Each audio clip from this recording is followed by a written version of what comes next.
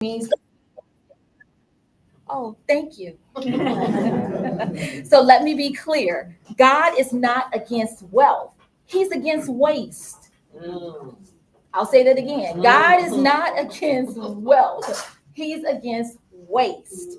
So you can't pray for overflow and still lack through poor planning. So you can't ask for more and mismanage what you already have. So we are in the season of globally and personally where we have strategies, we live wisely, we give generously, and we walk into harvest. But you must be spirit led, not just budget led, but spirit led, not just ambition led, but spirit led. So I ask you today, with the seeds that you are planting, what are those seeds that you are planting? Because the economy may be shaky, but God's principles are never shaken. They are unshakable. So faith without strategy is frustration, and strategy without spirit is short term. So I want you to think about the harvest that you are planning on today, because the harvest is coming. The question is, are you ready to reap it? Amen. Amen. Always good to have a pastor in the house. Amen. Amen. All right. Right now, we're going to have our greetings from our first Vice President, Denise Mundy.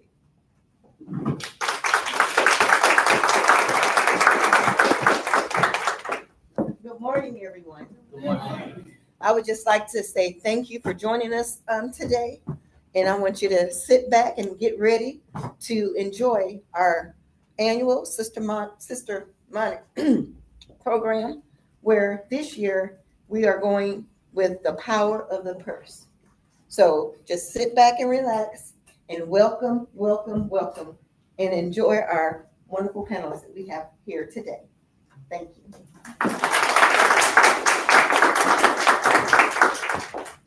All right, so we're now going to get started, and if you notice that we are already behind.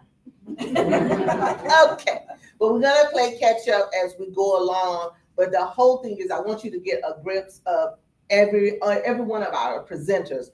To set our house straight on today, we're going to have our sister friend, my sister friend, Kiana Dancy, who's going to actually, I don't know what she's going to do. I don't know either. Right. But she actually has a book that's called What's in Your Bag.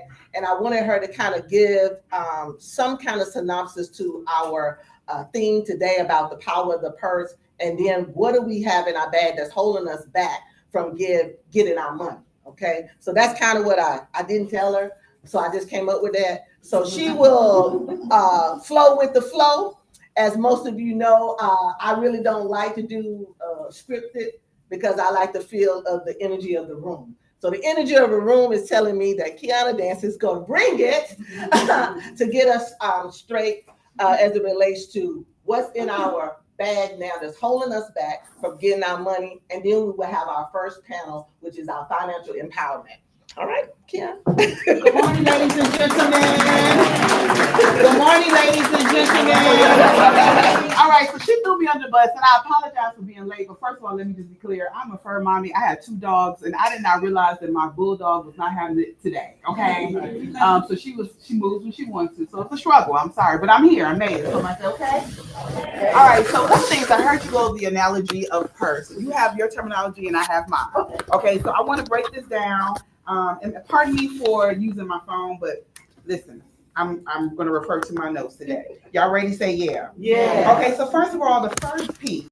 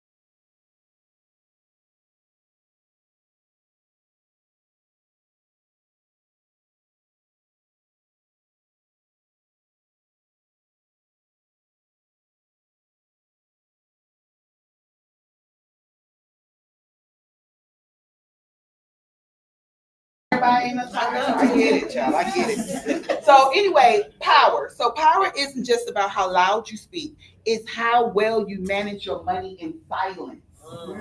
That's deep. Because some of us move like, oh, I'm a little scared. I can't do this. I can't do that. But here we are. This is what we do. We won't give to the church for whatever reason, whatever your issues are, right? But we have a habit. We'll smoke. We'll drink. We'll buy shoes. We'll buy a good wig. Come on.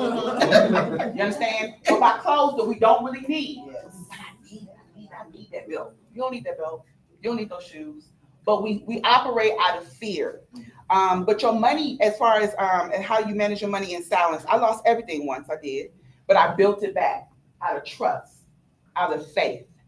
I lost my dream job. I don't know if you guys know about me. She said you can read my bio later, but I used to be a national syndicated talk show host on a show called Sister Circle Live.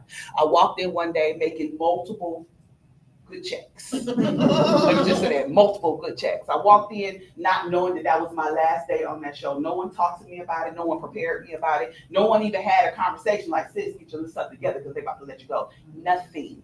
So I walked in one way and was escorted another out. Y'all know how it is when you get let go from a job. Anybody ever been let go from a job? Just this side of the room. Okay. You say, ain't nobody over here right. Shade. You know what I mean? So, I walked in not knowing, and I'll tell you, that same year was the same year that I wrote a $150,000 check to buy my franchise, not knowing this is going to be the last day that I get those multiple gift checks. But here I am. I wrote the check one. It was a seed of faith, not knowing what I was doing, didn't know how I was going to make it, didn't know. But all I knew was I needed an additional stream of income, right? Because you never depend on just one. If you are, just remember, if you just got one stream of income, baby, you better find something else. I don't care what that is. You bake pies, you grease scalps, you walk around. You better grease scalps. You know what I mean? Because the way the economy is set up right now, baby, you better have something going on. I have 20,000 jobs. What do I do? When someone asks me what I do, come on in, baby. When somebody asks me what I do, I got to start at the beginning. I'm an actress, author, comedian, coach. I'm a former national syndicated talk show host. I am a realtor and have been a realtor since I was 24 years old. I bought my first house at 26. When I was about to buy my house, my mother was like, hold on. I'm not going to look at one house until you get your real estate license. I didn't understand. Who get the commission? She said, you do if you had your license.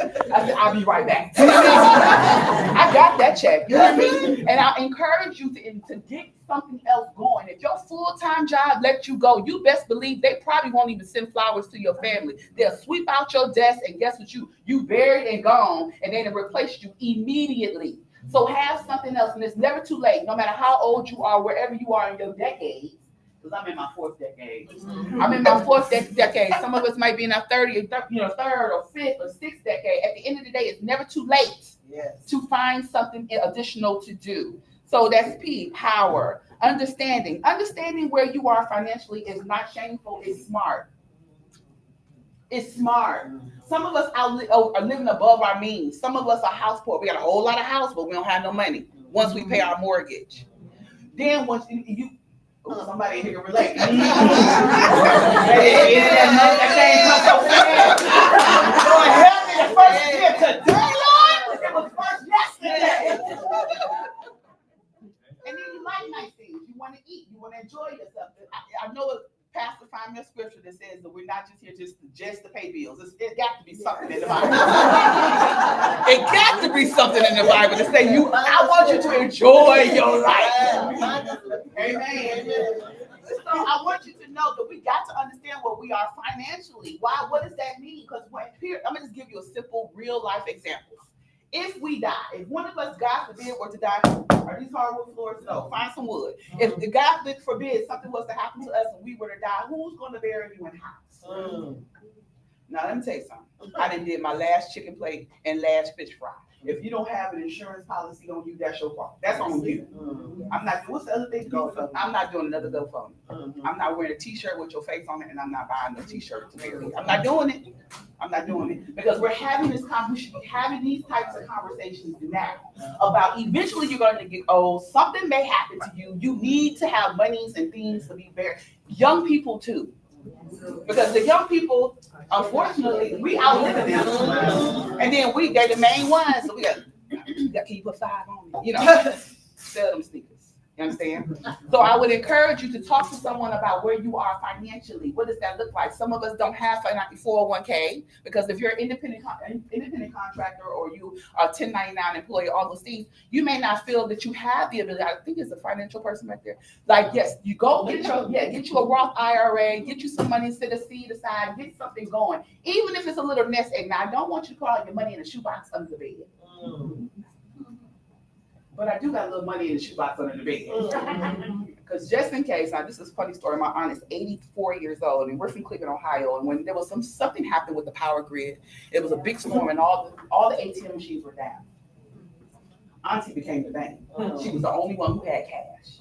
So have a little something, you know what I'm saying? And be ready, but don't have all your money there.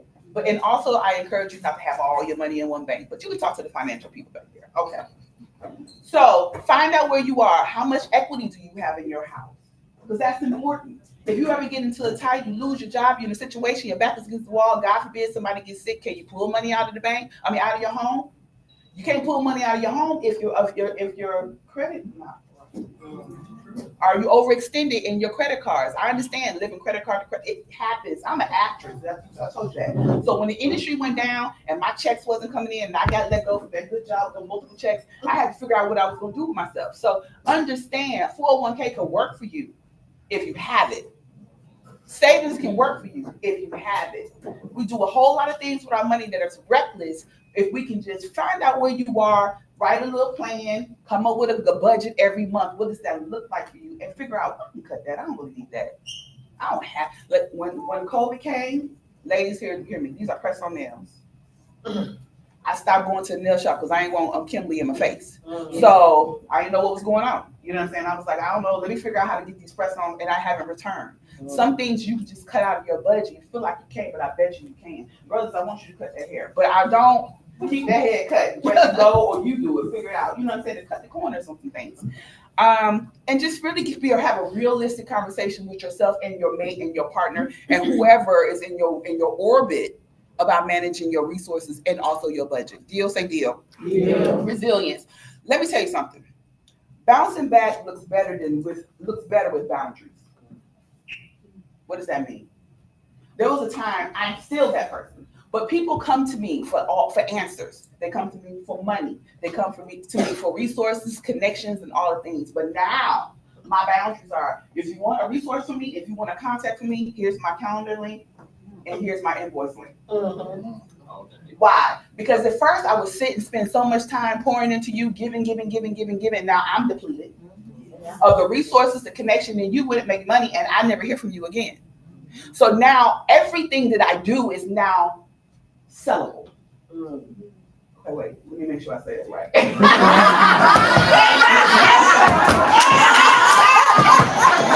don't sell it, but I don't give it away either. You hear me? That's not really what I meant. But kind of, you understand what I'm saying? I'm saved, but I'm saved. You understand what I'm saying? So I am encouraging you to figure out the things, and again, this comes back like a boundary. Like, yes, I appreciate you, thinking and knowing that I can help you, but understand that I can't continue to pour into you and then I'm not getting anything. And it's okay. Just package it up, make it sound like a console fee. What is it? What are you good at? What can you do? What resources people come to me, and this is another rule. If I loan you some money, in my heart of hearts, I'm not going to loan it to you if I cannot lose it. So if I say yes, in my heart of hearts, I'm planning to not expect it back. But you best give me my money. No, but if I gave it to you, it's because one, I could afford to lose it. Two, because I want to plant that seed, sow that seed. So, excuse me. Plant that seed and sow that seed with you. But if I don't get it back, it's not over because I could afford to lose that money or gift that money. So I will also say, learn how to say no. No is a sentence. N-O, period. N-O, exclamation point. Not N-O, question. No. Solid. Say no with your chest. Everybody say no. No. And it's okay to say no because that's your boundary. I can't do it. I got to take care of me. How I'm going to take care of you when I ain't taking care of me? I got to do what I say? No. Come on, y'all. No. Oh, that was weak. Do it again. No. Got it. Wait a minute. Did I skip something? What letter was I on, y'all? R. I'm on R by SML. Strategy. Hope is not a financial strategy. It's just not. And Pastor Brown counter scripture. What we need budgets that bless us, investments that multiply, and businesses that scale. So let me give y'all this caveat. My eyes are changing. Yeah. So I had to make a decision when I went to the doctor. He said, "Do you want to see far? Do you want to drive or do you want to read?" That's what he asked me. I said, "Well, right now I want to drive." But with these new contacts, I think I made the decision I'd rather read. You know what I mean? Because I'm at the point like, what that say? So if you see me on the highway and I'm driving, just move. He said, well, your eyes have changed. I'm sure if you're over 40, you've made the decision. And I'm too vain to wear the things up. The readers. My mother bought me a pack of them. I said, a pack? And my dad, I need a pack. Baby, when I tell you I can't see. Okay, so if you got, and I told you here, I talked to y'all about the talents. If you got 5 talents, why are you still holding them in a napkin waiting for a miracle? Now I can relate to that. Now the reason why I use napkin.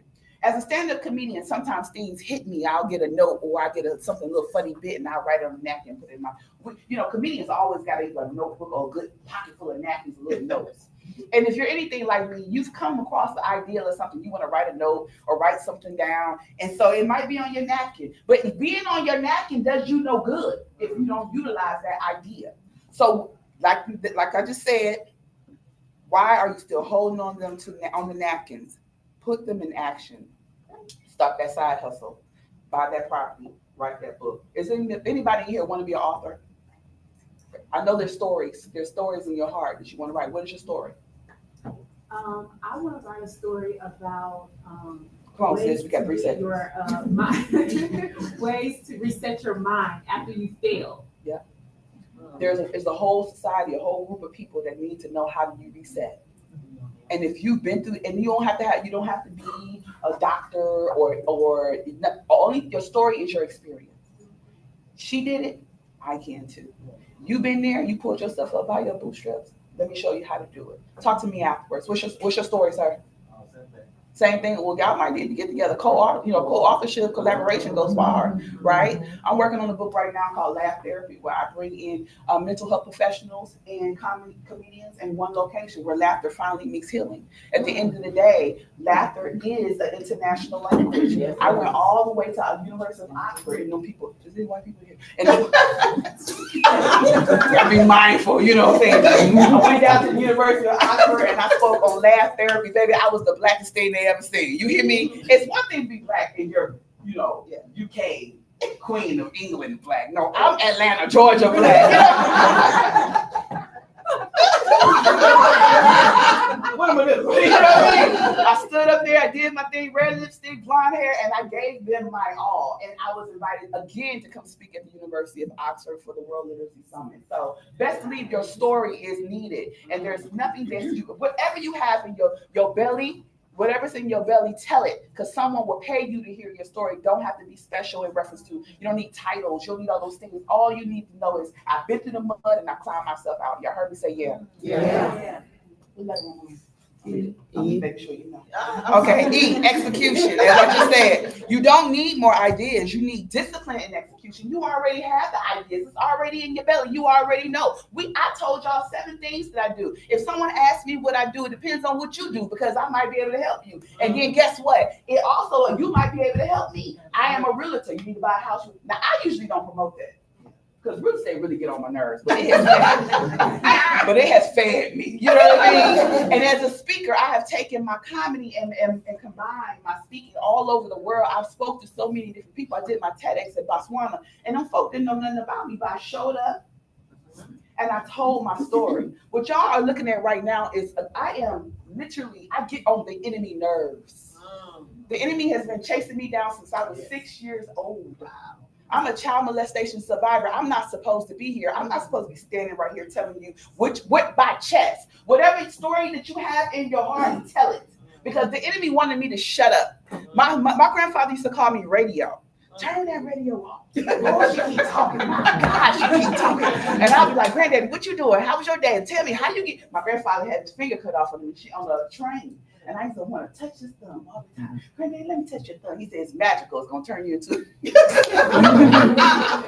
Granddaddy told me every time I rub his thumb, it's going to make me shrink. So I would run and I would do this. I'm so stupid. I'm shrinking myself, you know. And so I'm telling you, there's so many things and so many times that I have allowed the enemy to make me feel like that my story was not worthy, and the things that I needed to say I couldn't say or wouldn't say because I was afraid. So you already have what you need to do and say. It's in your heart. It's in your belly. So tell it. Everybody say tell it. Tell it. You already know what you need to do. And so let me just tell you one quick story. Discipline is not, I mean, come on. I was late. It's not, that's not what I do. I'm not disciplined, but I've learned to become more disciplined. Because if you want to get ahead and get anywhere in this world, you're going to have to become disciplined, especially about your business. I haven't had a full-time job since 2009, and I was hired my mother, and then had the nerves to tell my brother, who was 33 years old, I said, listen, you're paying way too much money for this one-bedroom apartment. It's cute. It's one of them apartments you use your phone to scan everything to get in. You pay the apps. You pay everything. It's a beautiful apartment, but it's this. This wood is his apartment. $3,000, and they was about to increase them $100 for valet trash. I said, you can't take out your own trash. So I said that to say, I told him, and I'm wrapping up here. I mean, I got one. I told him to come home. Now, I'm a man. I can't come home. I need to have my own. I need to stand up on my own. I said, sir, it takes discipline to buy a home. You're paying $3,000 a month. You already paying the mortgage. You can afford it, as you can see, but this situation has made you house poor. Say, okay? So after a good, here's the thing. After a good, me going back and forth with him, mama going back and forth with him, back and forth, back and forth, back and forth, he still was saying no. But here was the deal. I'll match you dollar for dollar, whatever you say. Now I'm thinking, he's like, man, I'm good, I'm straight, I'm a man, I'm thinking he'll be all right. So he said, fine. I don't know what my mama told him, but all of a sudden he was showing up in my house with his stuff, okay? Moved into my house and said, listen, I'm not going to press you. I'm not going to hold you, but I am going to require that you every quarter show me your budget. Sis. I said, it's budget time. Now, I said, it's budget time. I'm thinking he going like, I'm good. This man sat down. Show me this budget. I said, I owe you that? Wait a minute. Slow down, sir. You saying it too fast. So I'm proud of him. But again, it takes discipline. We have a goal. We put a goal in front of him. I bought my first house at 26. So you 33. You behind. Not behind the world, but you're behind in reference to the family. If you're comparing yourself to me, which I never do, he does. So I'm like, well, if you want to buy a house, you got to get to it. Now, understand if you have children, I don't have children, but if you have young adults in your life, let them know that it's okay to come home to start over.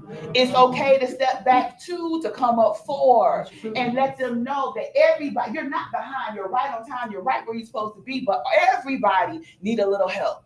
We, Black folks, everybody in here, understand what I'm about to tell you. They help their people. I live in a community. We've been in the same house for 25 years. I bought my house from my family. Okay, retired my mom.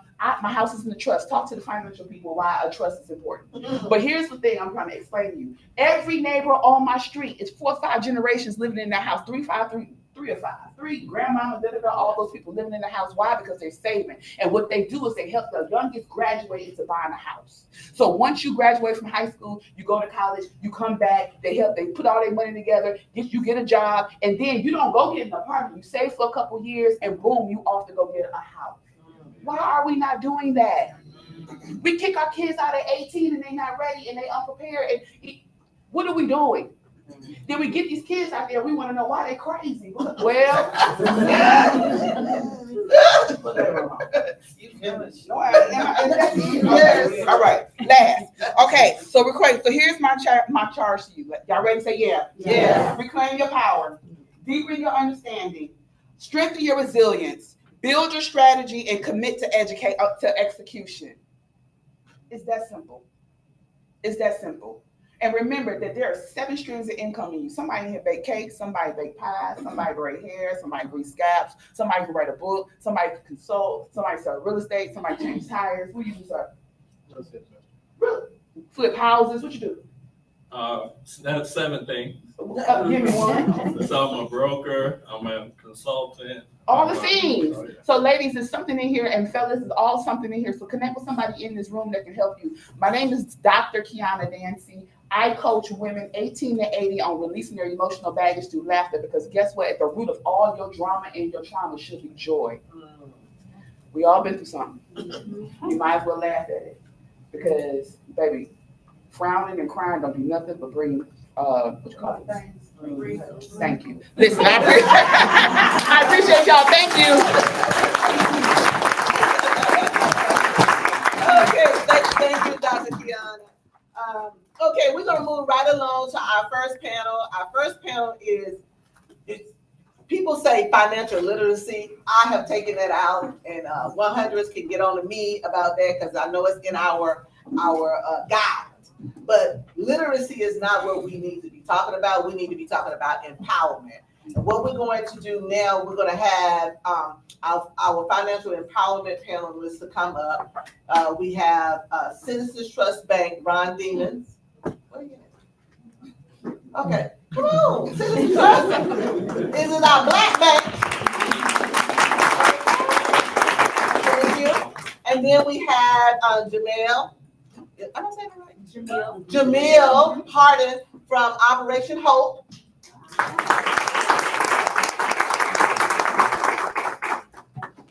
And then, this is the one where I set up. At the beginning,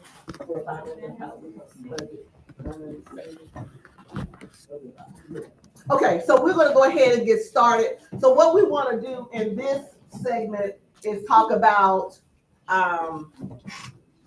the basics, and that's what this is about. Financial empowerment on the basics of having a budget, making money, saving, having good credit, and then getting us ready for the investment.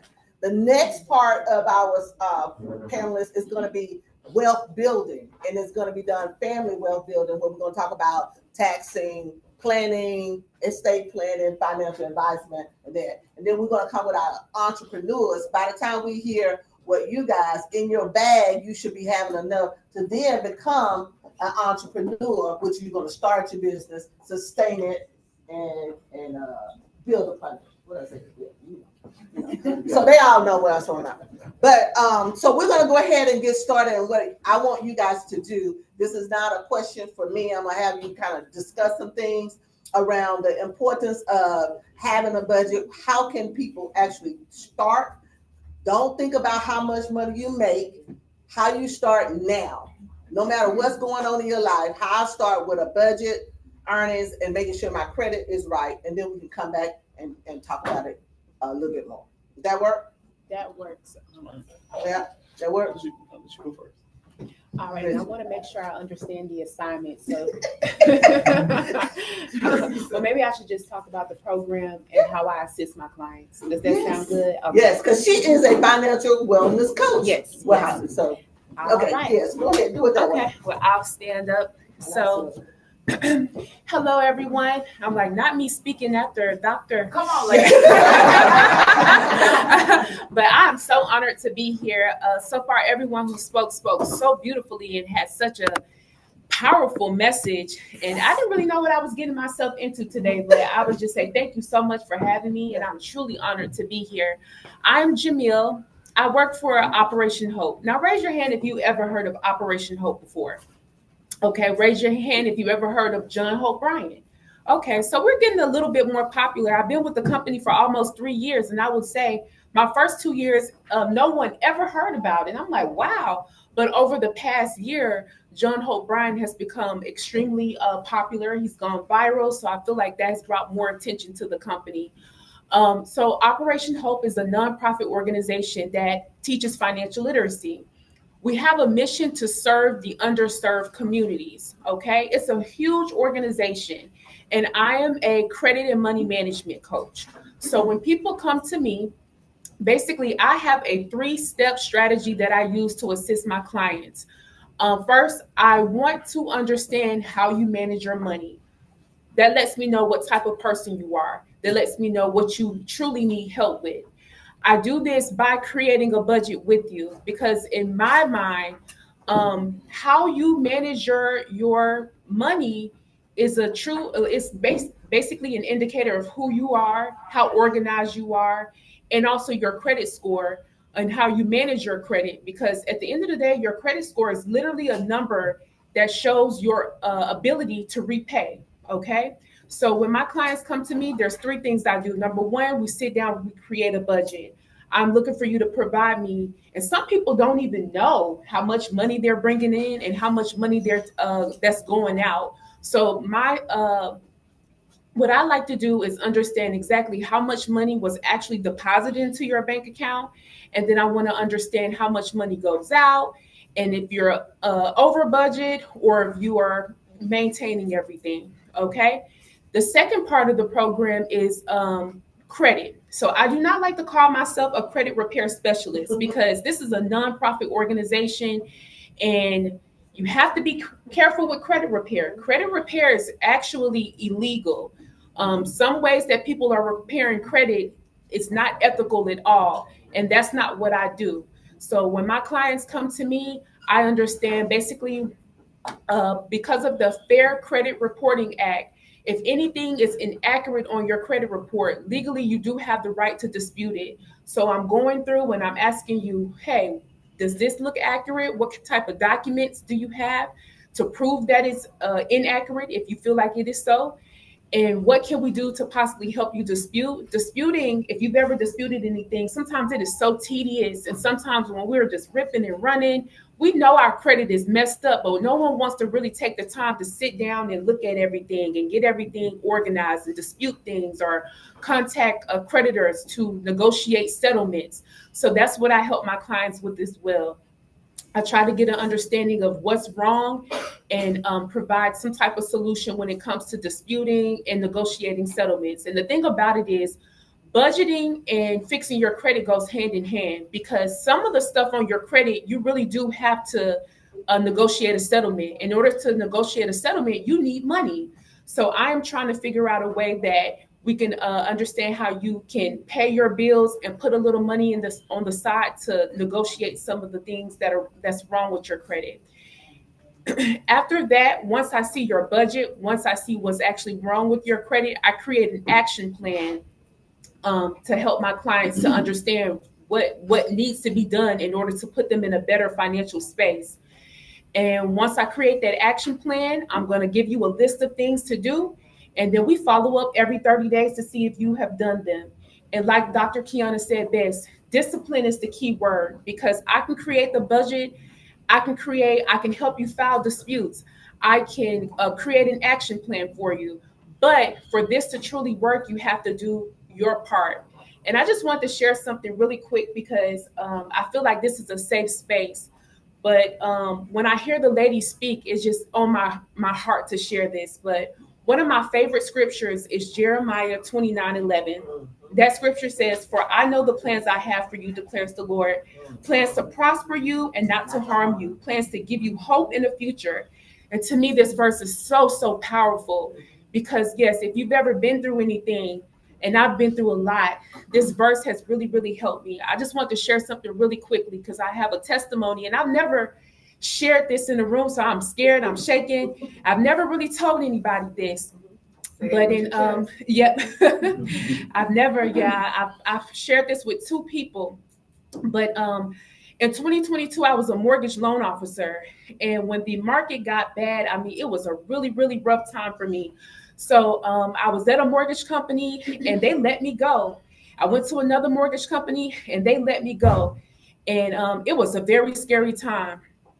Well, during that time, because I was losing jobs and trying to find my way, I got into a lot of credit card debt. Okay. And when I got into a lot of credit card debt, that was really hard for me because I have a strong background in finance and I knew like this is really, really bad. I don't want to go over the time, but I have a very strong background in finance. So for me, my finances determine my happiness. I hate to say that. You shouldn't allow it to do that. But at this particular time, my finances were determining my happiness. So the first thing I had to do, well, when I got into the credit card debt, it was bad. I'm just going to give you the number. It's about $60,000 in debt. Okay. And what I had to do was start changing my mindset to understand like, hey, I can get out of this. And I did that through prayer. And I read this book called I did an audio book, listened to an audio book called The Power of the Subconscious Mind. Mm-hmm. And I started looking at prayers to get out of debt. Mm-hmm. And y'all, when I tell you, then I really restored my relationship with God. I really put so much into my relationship with God, praying and getting right with him. And you guys, he did a miracle for me. I got out of $60,000 worth of debt in one day. And I'm going to share that story, but I got out of it in one day. And I know how powerful he is. And I know how miraculous he is. And I don't know what you guys are going through, but I'm a strong believer that God, he has a plan for us and he has ways that he can prosper us. And if you really put your trust and your faith in him, you're going to do exceedingly well because it says so in the Bible. But I just wanted to share that. So when I got the $60,000, yeah, you told me that I need to write a book. So I am. Yeah, I'm gonna share it in the book. But I did. I got out of $60,000. And when you pray for something, be very, very specific because he gave me exactly what I needed. I said, Lord, this gives me exactly what I needed to get out of debt. But when I help my clients, I just want to say when it comes to budgeting, credit repair, and creating that action plan, there's other things I do as well. For example, she mentioned equity, and equity is a great thing. But sometimes we don't know how to utilize or get the equity out. And it ain't that easy, okay? You have to have average to good credit to get the equity out of your homes. You have to have proof of income. Sometimes, it's not as easy as it sounds. So I help my clients. When I look at your credit report, when I look at your finances, I'm trying to find solutions for you. I have research programs to help with debt management because I know how it is to have $60,000 worth of debt while I'm over here walking around telling everyone to purchase a home and get rid of debt. Is a scary place, but I just want to share that. And also with my clients, when I create the budget or help them create a budget, I try to see, number one, is it that they're just poorly managing their money, or do they truly need more money? And like she said as well, you have to have multiple sources of income. So you guys, I help my clients find different sources of income. Just maybe about a year ago, I was working for a political campaign where I was calling people to do surveys just to make some more money. But I did find online, there are jobs that are always hiring. So when my clients come to me, one of my goals is to find them one of those jobs that are always hiring. And I just wanted to share that. And I hope if you have any questions, please let me know. But it's been such an honor today. Thank you. Good morning, everybody. Good morning. First and foremost, thank y'all for having me here. And thank y'all for attending. So my name is Ron Dimmons. I am the branch manager at the Noble Road location for Citizen Trust Bank. I've been there for roughly about 3 years. I have an extensive background in finance as well. I'm not going to go into all that. But I don't want to be redundant in my conversation. The same thing that Ms. Hardy said and Dr. Kiana in reference to your overall debt, understanding your debt, understanding where you are. One of the biggest tools that I help a lot of my clients with, this is everything from entrepreneurs and individual people. Most people are house poor, as Dr. Kiana said. Outside from that, most people are overextended in credit card debt. Your home is your biggest asset. It's the biggest piece of leverage. And when you look at your overall debt ratio of what you're actually paying in credit card debt, the average person right now in the credit card debt, you're paying anywhere between 19 to 29% interest. If you utilize your home properly by taking out a HELOC or either a home equity loan, one is better than the other, depending on someone's own personal circumstance and situation. But if you utilize doing that in itself, you can free up about anywhere between $500 to $700 a month in overall cash flow, depending on how much debt you already have in itself. One of the biggest things that I also talk to a lot of my entrepreneurs about, especially real estate investors like yourself, is secondary properties that you have. And the house is paid off. A lot of banks, a lot of companies won't do loans on paid off properties. We can actually do HELOCs on investment properties. In some cases, we'll do HELOCs. In some cases, we'll just do an overall commercial loan to pull out the equity altogether in itself. So instead of you doing a commercial loan to where a person is actually paying out 25 to 30% down as a down payment because it's actually paid off, you're not purchasing the home. We'll just give you 75% of loan to value. So that way you're actually saving money and you're not coming out of pocket in additional funds. Now, that may go over some of your head because you're not actually real estate investors, but for the overall individual, real estate is very important to actually keep in mind. And just as she just stated earlier, you want to put yourself in a position to always be able to be bankable. Being bankable is the key thing. It's just like life insurance, car insurance. You don't wait till you get ready to die in order to get insurance, do you? Right. So you always want to have your finances in place prior to, so you can take advantage of every opportunity that's actually available to you. When I sit and talk to my clients, I teach everybody, treat everyone as an overall individual, because everybody's situation is different. Everybody has their own individual story. Everybody has their own individual situation. Nothing is actually cookie cutter in itself. Some of you individuals in the room, I know I'm talking to you, Ms. Hardy, but I seen somebody else, and I think it's one of my clients. I can't remember, but nonetheless, one of the key things that you want to keep in mind in your day-to-day basis when it comes to budgeting is how much expendable money can you put back into paying your debt and get out of your situation. One of the biggest expenses I see most people come in my office and I sit down and talk to them is they spend anywhere between $200 to $500 a month just eating out. You don't even realize it. Chick-fil-A gets expensive. Zaxby's gets expensive. Sitting home buying some groceries, making some meals throughout the week, or put probably about an extra $100 a week back into your overall budget. But those are things you don't kind of realize on a day-to-day basis because you're actually just going through your day-to-day living.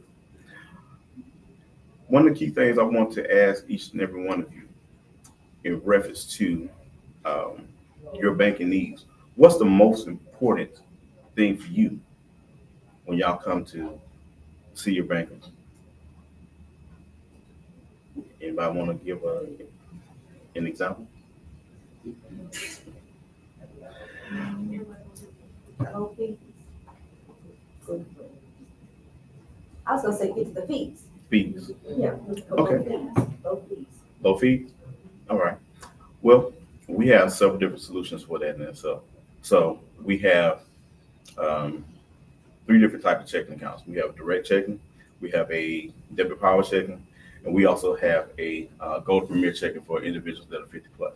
So each one of those have certain parameters to put you in a place to where you don't have to pay additional fees for a service fee.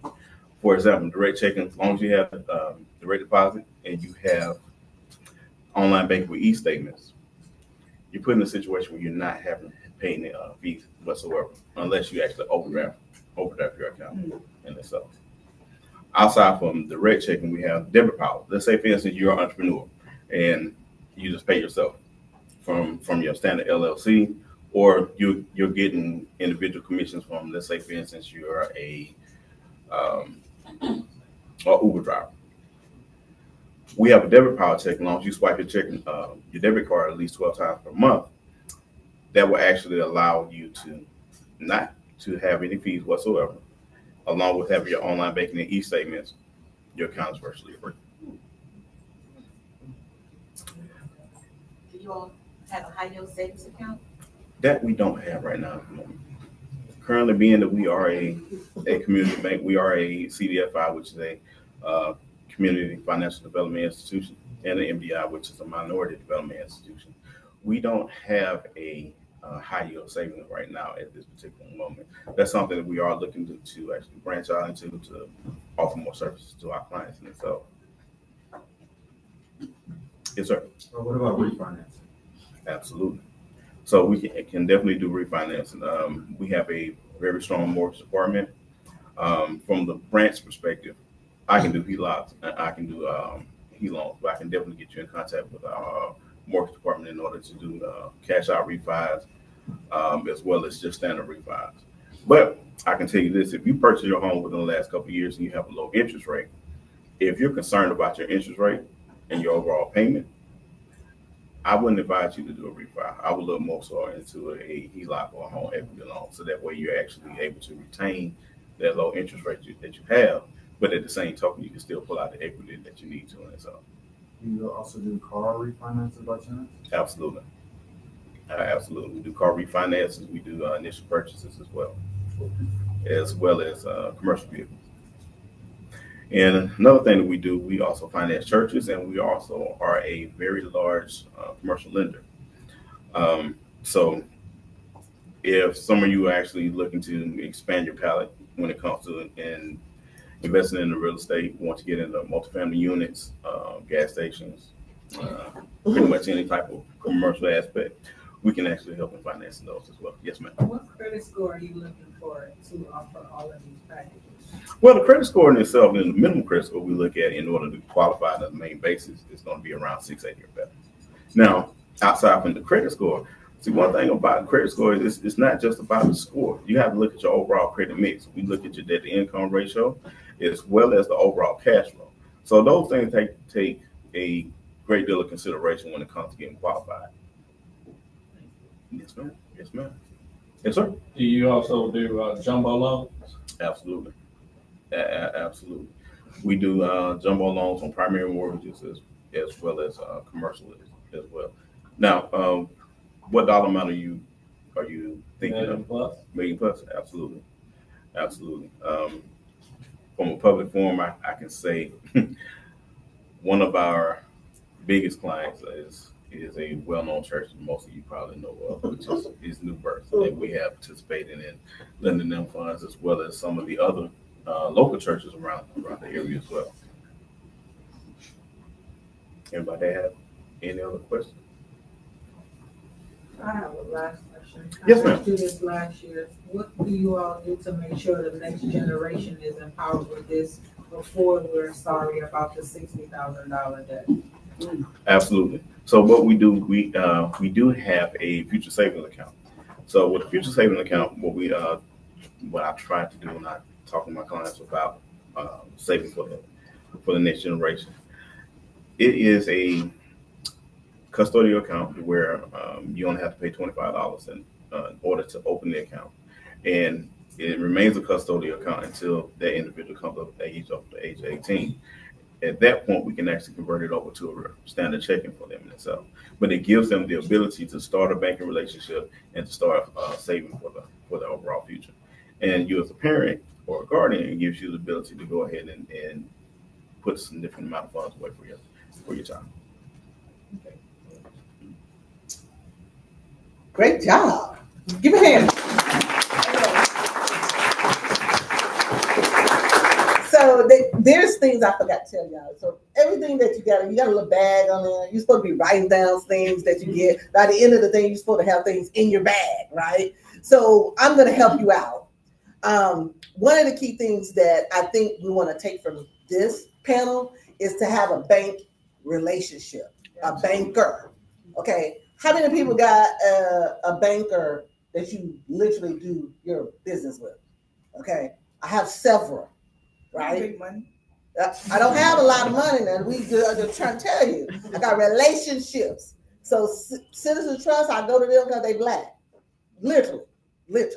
Account with them because they Black. And I encourage all my nonprofits to be a part of Citizens. I got PNC, where they're supposed to be here too, right? They're bankers. They have my business there too, right? I do advocacy work with John Hope. So that's why I'm sharing some of the things that I'm doing for me personally, for all of us to actually do. It only takes, you can open an account, he just said $25. Open up an account with Citizens Trust Bank.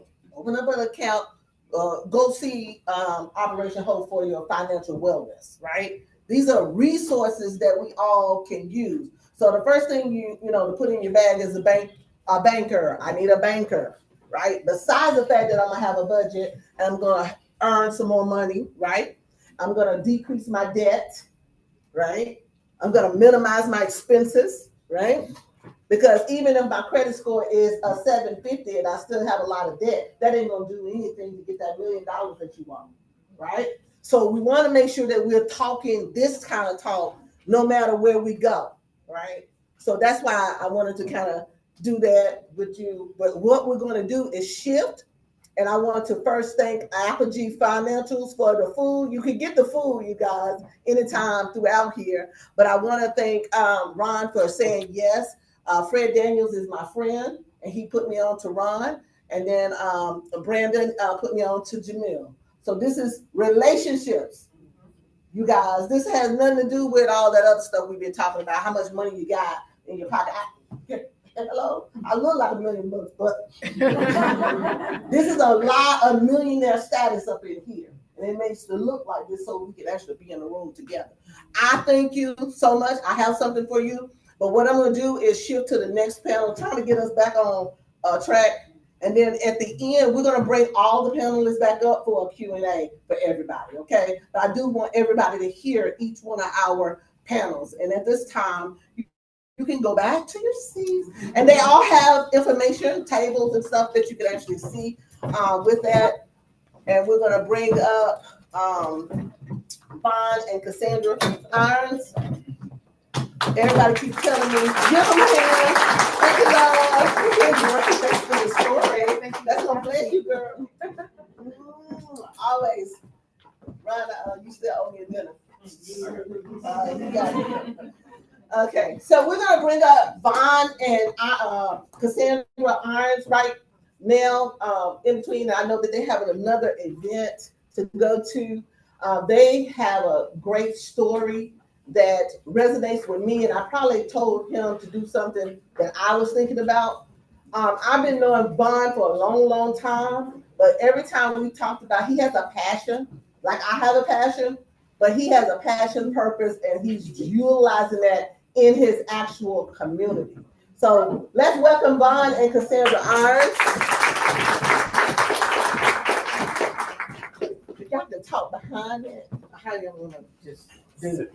Yeah. You want us to stand back there? Yeah, because that's how they put me on the screen. I got you. Yeah. Oh, yeah.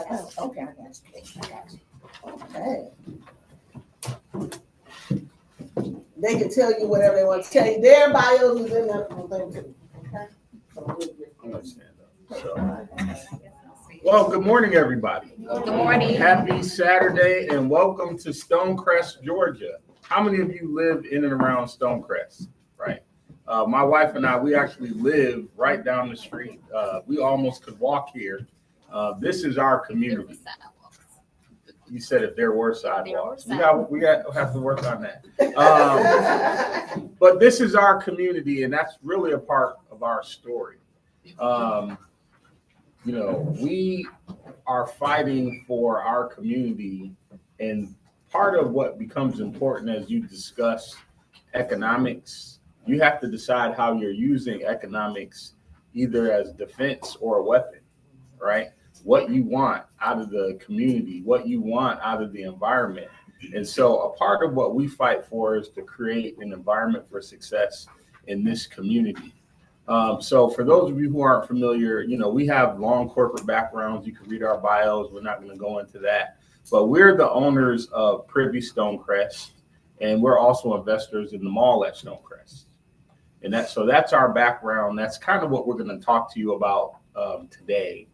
That story, that importance, because a lot of people would say, you know, the mall is going down, right? But then you haven't been in the mall in a year and a half or 2 years or 5 years, but you have all these opinions, right? And then, of course, we don't let people off the hook for the state of the mall, because if you're spending your money in Cumberland Mall, you're rebuilding Cumberland. If you're spending your money at Lenox, you're rebuilding Lenox. If you're not spending your money at Stonecrest, you're essentially not investing in the mall that pays taxes, the number one taxpayer in this community, by the way, the mall that pays taxes in your community so that you can have things. The status of things there, really comes down to the fact that for years and years, we are suffering not from lack of capability in our own community, but from industry issues and challenges. Someone just said to me last week, oh, well, I came to the mall and Forever 21 was closed. And it's just a horrible tragedy how they're doing this to us. And I said, well, what are they doing to us? What is it that they're doing? They said, well, they closed Forever 21 at the mall. And I said, well, they actually closed it everywhere. Yeah. Right? So sometimes we're taking things personal that aren't personal. When Sam's Club closed, they didn't just do it to us. They closed multiple places. When Toys R Us closed, they closed everywhere. And so we have to also create real context for the things. And because we come from capital markets and financial backgrounds, and so we're talking about economics and economic empowerment. And by the way, my wife is in 100 Black Women. I'm a member of 100 Black Men. So we wanted to make sure we could mention that. But from our background standpoint, Cassandra worked for Deloitte & Touche for a long time. We both worked at Freddie Mac. So we have that as a background. I was a senior executive at Freddie before I became a real estate developer. So for our entire careers, we've been dealing with money and understanding how it fuels the environment. And what I'm here to tell you is I travel the country. I used to be on 75% travel, and I look at other communities that have less than us. They have less population, less income, less infrastructure, but they have more to show for it. So hear what I'm saying. They start with less, they have more to show for it. So a part of that is about mentality and mindset. And so that's one of the things we wanted to kind of highlight for you today, because we have a vigilante mindset. You may say to yourself, well, what is that? Our mindset is basically we decide what we think needs to happen, and we are not waiting for someone else to do it for us. Too many times in communities that look like ours, we are waiting for someone else to bring us to Whole Foods. We're waiting for someone else to bring us to stores that we want. We're waiting for someone else to offer us a job. We're waiting for someone else to help us with our resume. We're waiting for someone to give us a loan so we can start our business. We just decided we wouldn't wait. We're vigilantes. We take matters in our own hands. And the economy of this community was going down because in every other successful financial community, what you find is the people that live in that community are the primary investors in that community. If you go to Tucker, most of the businesses in and around Tucker are owned by people who live in and around Tucker.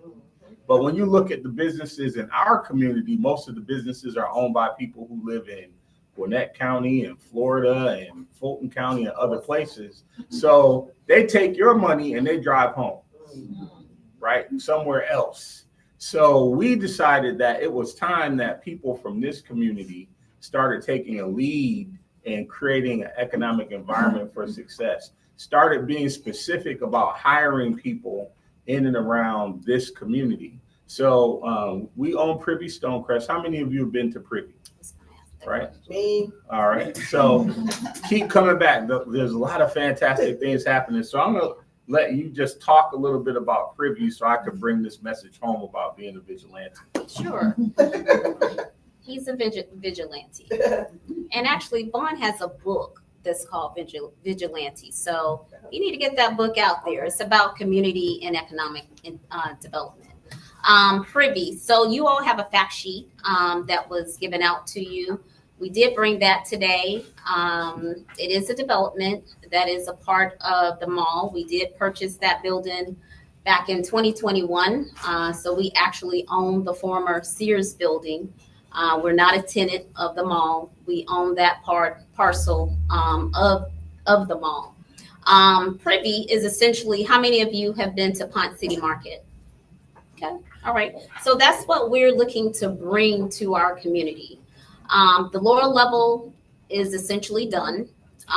If you've been there, most of you said you've already been there. You know that we have a franchise, Hand and Stone, Massage Facial Spa. We also have another franchise. So we have some national key tenants in our facility. We have 3 Degrees Infrared Sauna Studio. So that whole little corridor on that part of the lower level, that's considered our health and wellness part of our building, part of that floor. And health and wellness is important to our community. At least it should be. So we should take self-care days. We should think about our wellness, our mental well-being. A lot of that has been discussed. I heard a little bit of that earlier as we were walking in. We have a mixed martial arts studio. They teach kickboxing, boxing. They teach mixed martial arts, self-defense classes for men, women, and children. The list goes on. And if you don't want to do anything else but just work out, you can do that. We have yoga classes. We also have a splat room, which is called Picasso Splat Studio, similar to Sip and Paint. You can do your group outings there, your sister girl outings, or guys night out, date night out, etc. We also have a juice bar tenant, which is called Garden Life Juice Bar. So they serve fresh pressed juices, smoothies. They have all healthy foods, no pork, no beef. We also have 4 meeting spaces. One in use today, National Coalition or National Negro Women. So that event is today. So we have a lot that's coming, that's happening. We have a Black bookstore tenant that's also there. We have a fine art gallery. It's not an art store. It's an art gallery. It's curated by Cecil Bernard. Look him up. He's very well known around the country, internationally known as well. Our upper level, you're probably saying, well, what's going on with the upper level? Our food hall, currently under construction, looking great, amazing. I don't get up there as often because I'm essentially kind of on the lower level a lot. Vaughn focuses on the construction. I focus on operations of all of our companies and businesses. But the food hall is coming. 13 chef-driven restaurants. We'll have, is it 6 bars? 7 bars. We'll have a speakeasy, which is a members only speakeasy. So you all will be impressed once it's all said and done. We have so much more to offer, so much more that's coming to the community. We were awarded a hotel. So that is a trip by Wyndham. It will be a ground up bill. We're not resurfacing one of the other hotels across the street. We own the Tire and Battery building, which is right essentially across from the old Sears building. So that will come down and our hotel will go up once we're done with the overall Privy facility. So send your friends, family out, join us, come out, see what we have to offer. Follow us on social media, follow us, go to our website, see what we have, subscribe with your email address. So you heard what we're doing, right? Privy is a lifestyle center. I tell people all the time, if you've been to Pont City Market and if you've been to the Gathering Spot, if Pont City Market and the Gathering Spot had a baby, that's Privy. And so what we're here, but all entrepreneurs are really solving a problem in a community. If you're an entrepreneur and you're not solving a problem, you're probably not going to be in business long. So you can't be the 10th person to start a lemonade stand because you're not solving the problem. The problem we're solving is we have all this education, right? You got people in your community that have doctorates, PhDs, and life education. We just know how to do stuff. We have all this income in this community. We have all these relationships and resources, and we still have to drive to somebody else's community to get a massage. We still have to drive to somebody else's community when it's time to have a job interview, when you want to have a really nice outfit for a job interview. We're still driving to someone else's community to do a graduation dinner. We're driving to someone else's community to do an anniversary party.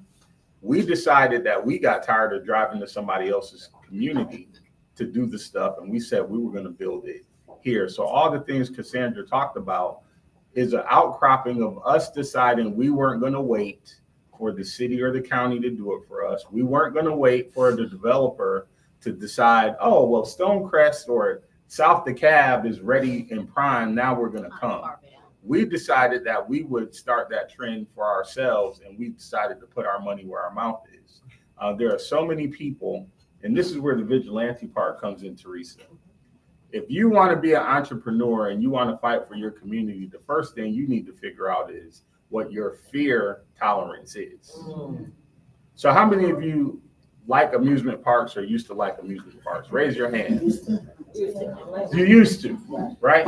And how many of you got on the roller coasters, right? You used to like the roller coasters? If you want to be an entrepreneur, you have to like roller coasters. You can't be an entrepreneur and you want to be on the kiddie rides, because entrepreneurship, you got to have a gut that, you know, you can't have a fear, a low fear tolerance. You have to know you're going to succeed, and you have to be comfortable with the potential of failure. Our motto at Privy is we never lose. We either win or we learn. That's what we tell our staff. That's what we preach every day, because you can't be afraid to start and to try. That's the vigilante mentality you have to have about creating an environment for success in your community.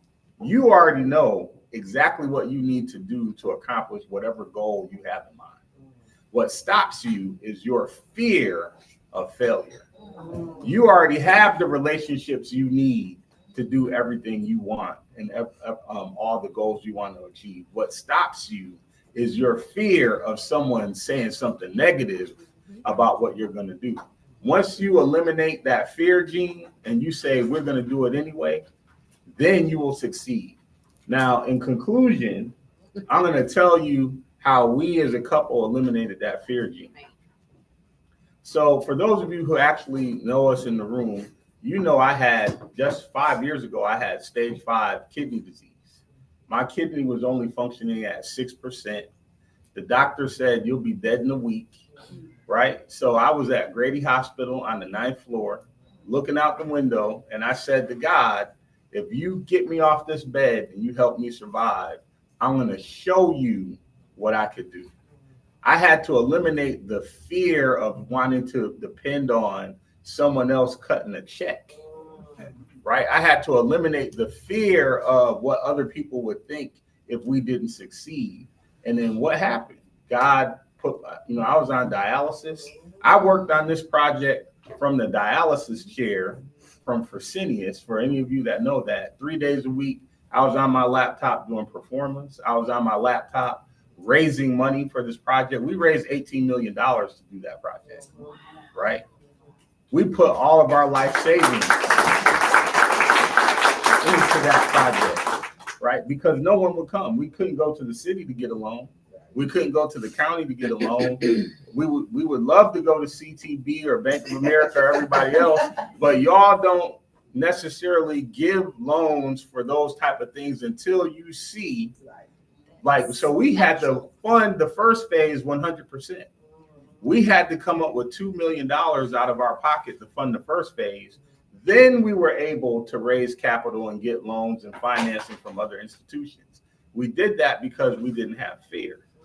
We were obedient to God because I made that promise.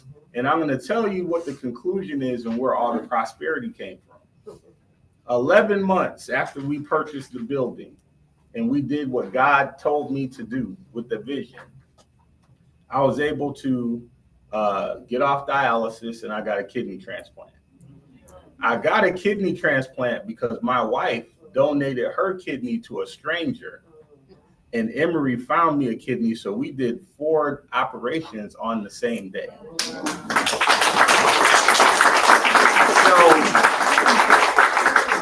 being obedient to the vision. If God gives you a vision to be an entrepreneur, if God gives you the vision to go buy a house, if God gives you a vision to go start something to infuse in your community, if you're obedient, prosperity can come. And your ability to be obedient and successful comes from finding the people in the room that can help, the resources that you need. We had everything we already needed to do it. You have everything you need to do it. Stop being fearful and become a vigilante. Thank you so much, Teresa. We're happy to be here.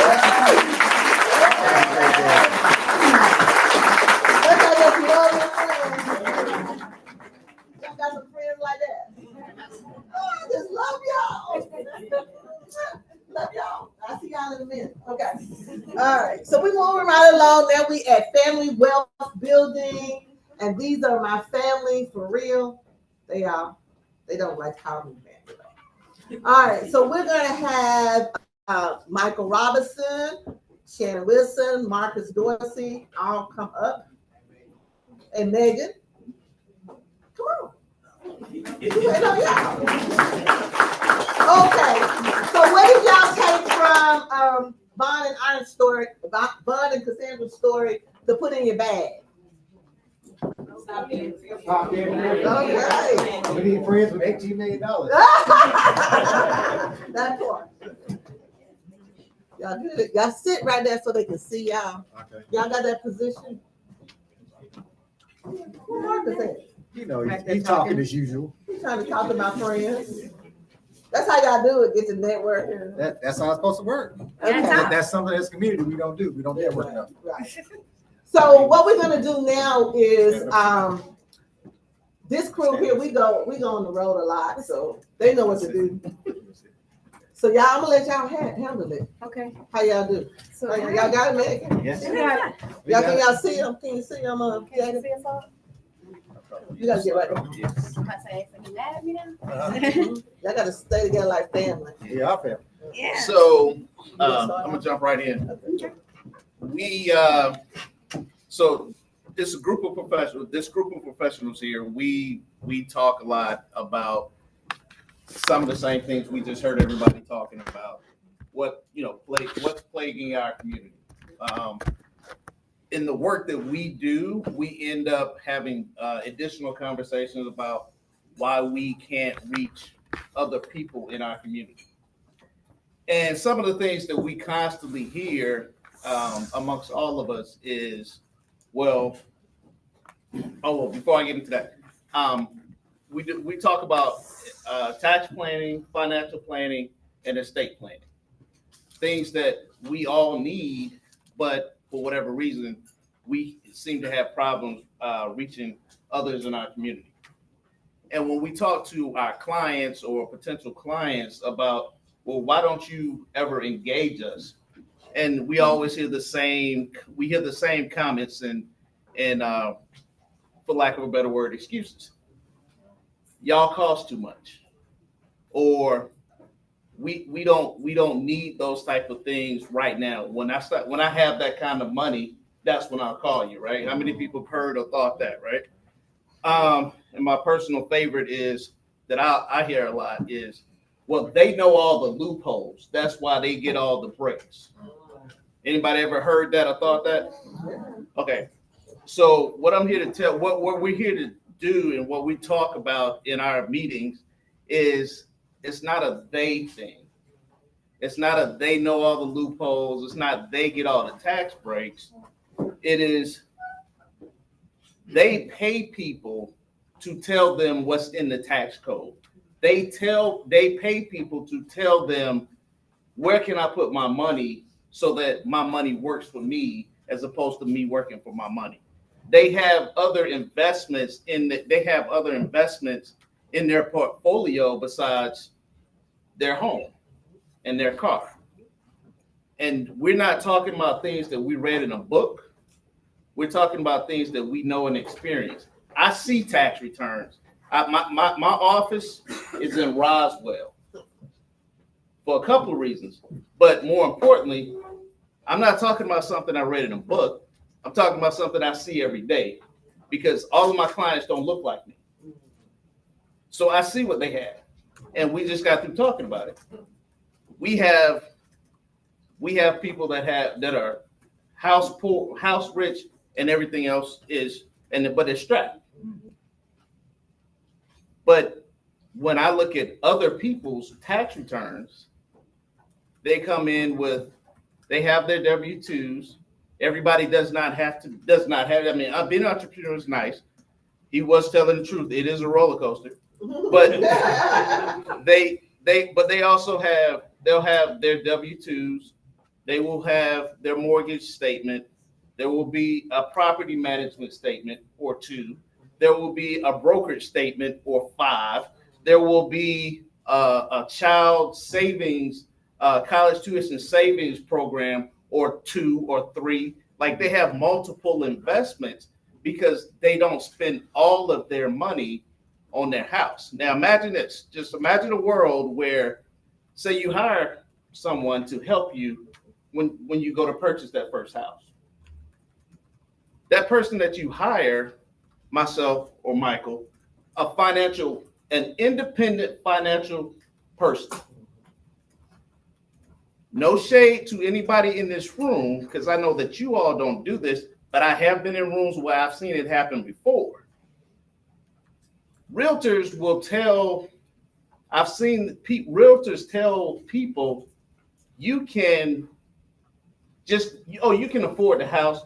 Just go back to your HR department on Monday and adjust your tax withholdings. Get all your money in your check, and you don't pay any taxes because you're going to be able to, so you can save money in your house. You don't pay any taxes. So now you can afford this house. As a witness, I've seen it happen in multiple model homes. It happens. And then again, I see it again when they come to me to file their tax returns and like, hey, what are you doing? Like, well, what happened to your withholdings? I needed all my money to pay for this mortgage. So imagine a world where you have somebody you could talk to.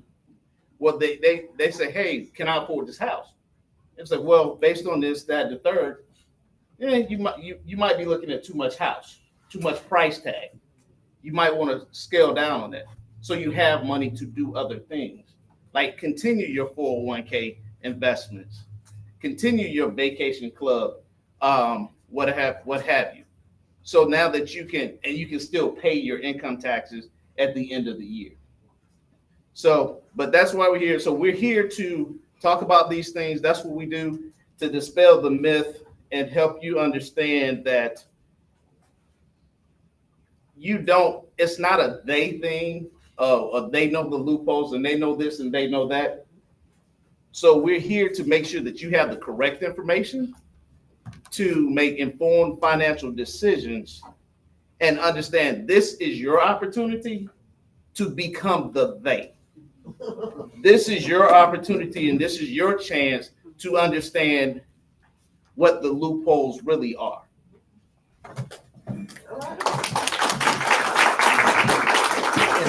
And so I wanted to keep on.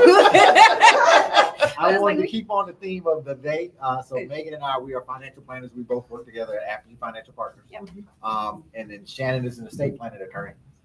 And so you have a group of individuals up here. At some point in time, if you work with one of us, you're going to end up working with all of us. Yeah. And so we have, when we have our lunches and we talk about clients that we're working with, there's always a common theme of, that our clients are missing out on things because they didn't engage us earlier on, or we're having to fix something that could have been prevented, prior to even having to see one of us. Especially since Shannon's on the estate planning side, usually people see her after the parents have passed away and they've moved on to glory, and now they have this mess that needs to be fixed because parents may have not had a will or did not have that. So if they would have worked with maybe Megan and I, they would not have as much of a difficulty as they would have once their parents passed away. So because we make recommendations along the way. So it's been a mission of me and Megan and I to make sure when we talk to people to just have a conversation with us and help us. We'll walk through with you the things that you should be considering, the things that you should be thinking about, because I don't want to leave my children any kind of time bombs that's going to blow up when I pass away. So as a matter of fact, Shannon is working on my father's estate. So we, so again, we all work as a team, and we all work as in a partnership. Okay.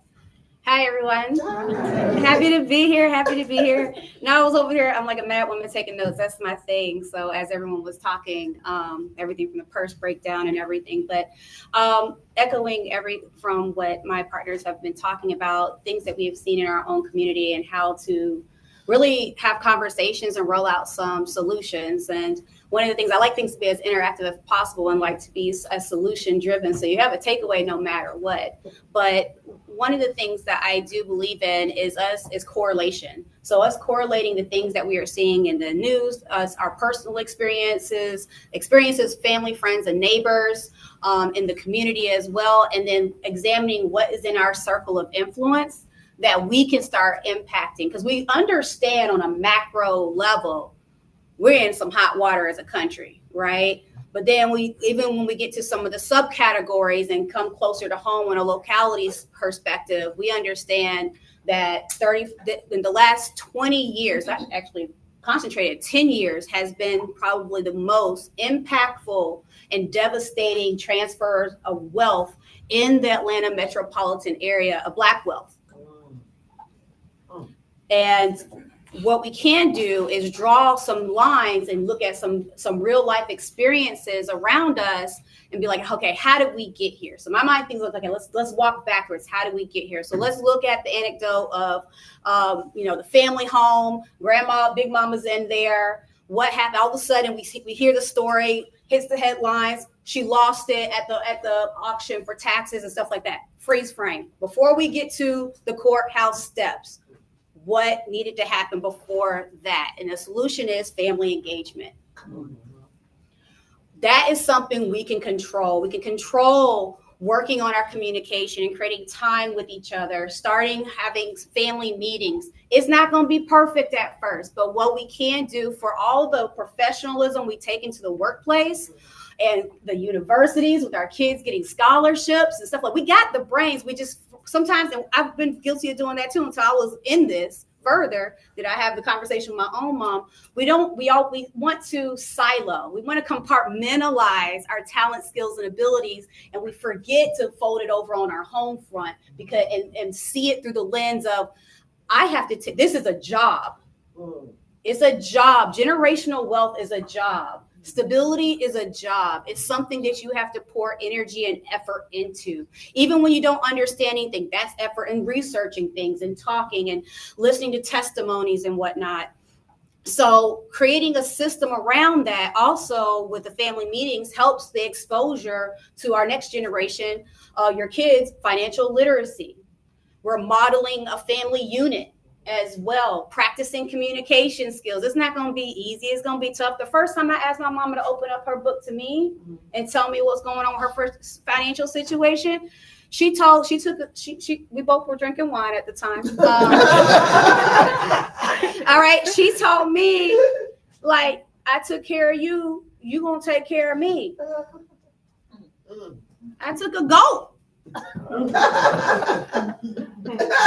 was like, all right, sis, respectfully, if I ever get married, I gotta sell that to him, so I'm gonna have to know these numbers anyway to know how I'm gonna figure this out with you.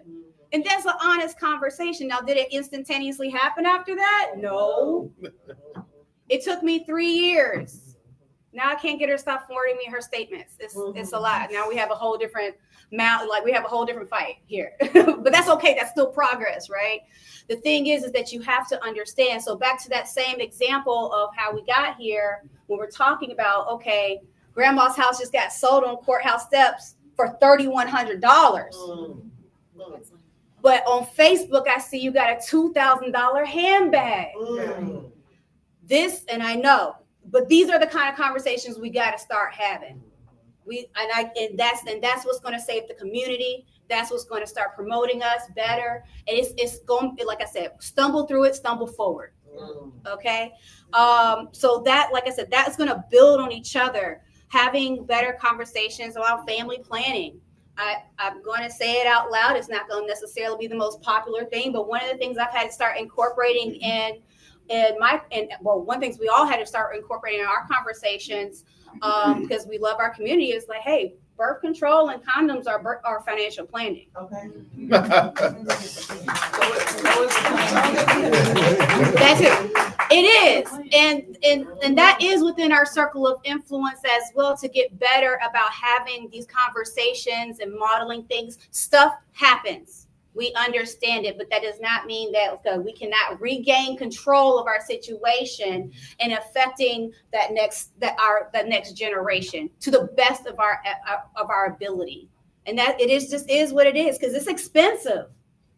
We're in an environment now that there's some stuff that's outside of our circle of influence that's like, yo, it's going to continue to be expensive, at least for the foreseeable future, because of our international affairs. That's how you go from all the way up here and it comes right into your home. That's how that line draws.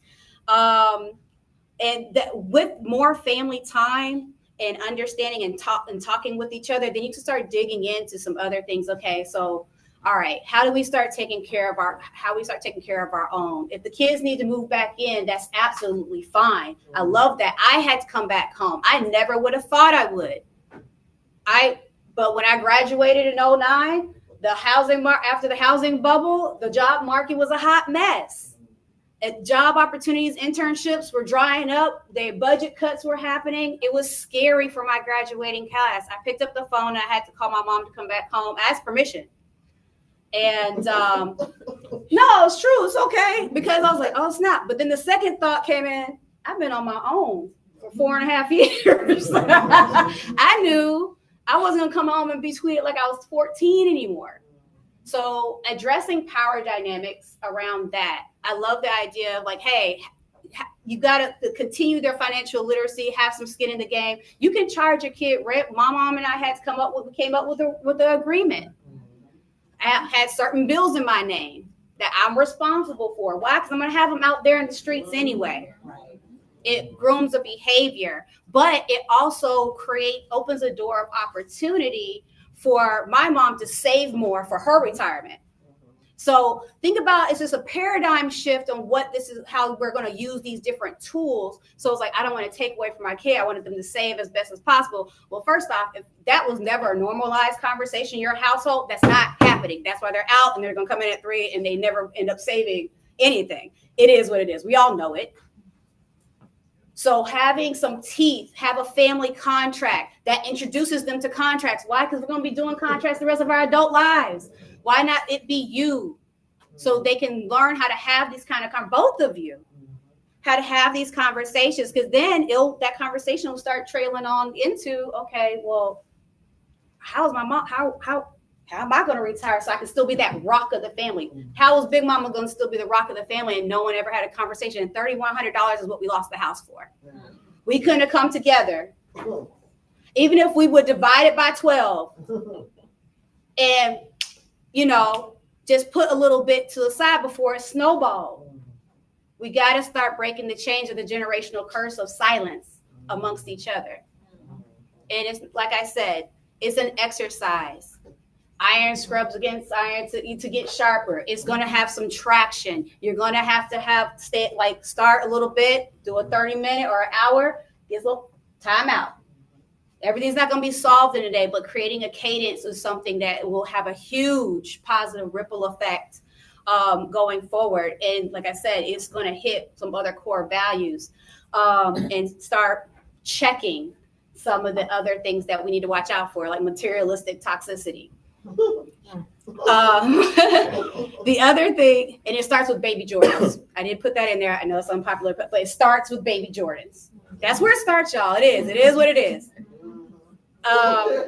Get some Walmart white shoes and design, get some fabric paint and come up with something unique.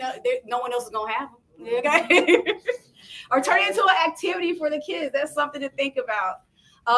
Next I have on my bullet here. I'm sorry, you guys. I'm just like, but next I have on my list here is vote. Amen. Vote, vote, vote. So we have a table in the back for anyone who needs to check register to vote, right? And that is something in our circle of influence. I used to be a poll worker. I was one of those folks that was handing out snacks and waters before it was made illegal. The last place I was at was Union City. I stayed out there till the last vote was cast, and that was midnight. On a macro scale, yes, we understand there's inequity and injustice. I did what I could with my circle of influence, and then I got educated, became a poll worker as well, and then I messed around and like God's plot twist, I ran for office. So but those kind of things, like that's something you have control over. Right now, Fulton County has an election going for public service commissioner. That's your advocate for Georgia Power and utilities. Who in here, raise your hand, has ever not complained about their Georgia Power bill? Online, I don't see anyone online that put their hand up either. That's what these roles are for. And it's not, like I said, it's a grooming piece. So if you start showing some interest in percolating up these conversations in your family meetings and understanding how these lines are drawn, that knowledge gets transferred to the next gen. You don't have to do an extra separate activity that's going to cost you anything. It's like, hey, let's look into this and see what's going on. And yes. And then last thing I wanted to put in here is everyone is not meant to be a business owner. And that is okay. It is okay to have a 9 to 5. It is okay to understand that your design may be to be a supportive partner in a dream that you believe in, and you're on with someone else's business. That's okay. And it's okay to own your taxes. It's about educating ourselves and understanding where we fit in. I'm going to pass the torch on over. So I said a lot to Miss Shannon. She got some other things to say to y'all. Thank you. All right, so I'm going to ask everyone to close your eyes. All right. Now imagine that you were walking across Peachtree Street and you get hit by a MARTA bus. I'm getting paid. That's right. Right? Now, keep your look, that's generated. Right? So keep your eyes closed. Keep your eyes closed. Imagine it has been 6 months and you have been in the hospital in a coma that entire time. Exactly. I heard somebody say they don't like this vision. Right? Now, imagine that during that 6 months time, the one person that you would never want making decisions for you is the person that's been communicating with the physicians. Open your eyes. I see shock. Is there a way to prevent that from happening? Yes. And we just don't know what we don't know. Right? I love to say when you neglect to plan, you plan to neglect. These conversations, everyone in here has said it, right? But these conversations are not one and done conversations. Planning is just that. It's planning. It's a series of discussions, right? I once had a pastor one time who said, discussions with your children about sex should not be just one discussion. Okay, sit down, son. We're going to have this discussion today, and then that's the end of it. It should be a series of discussions.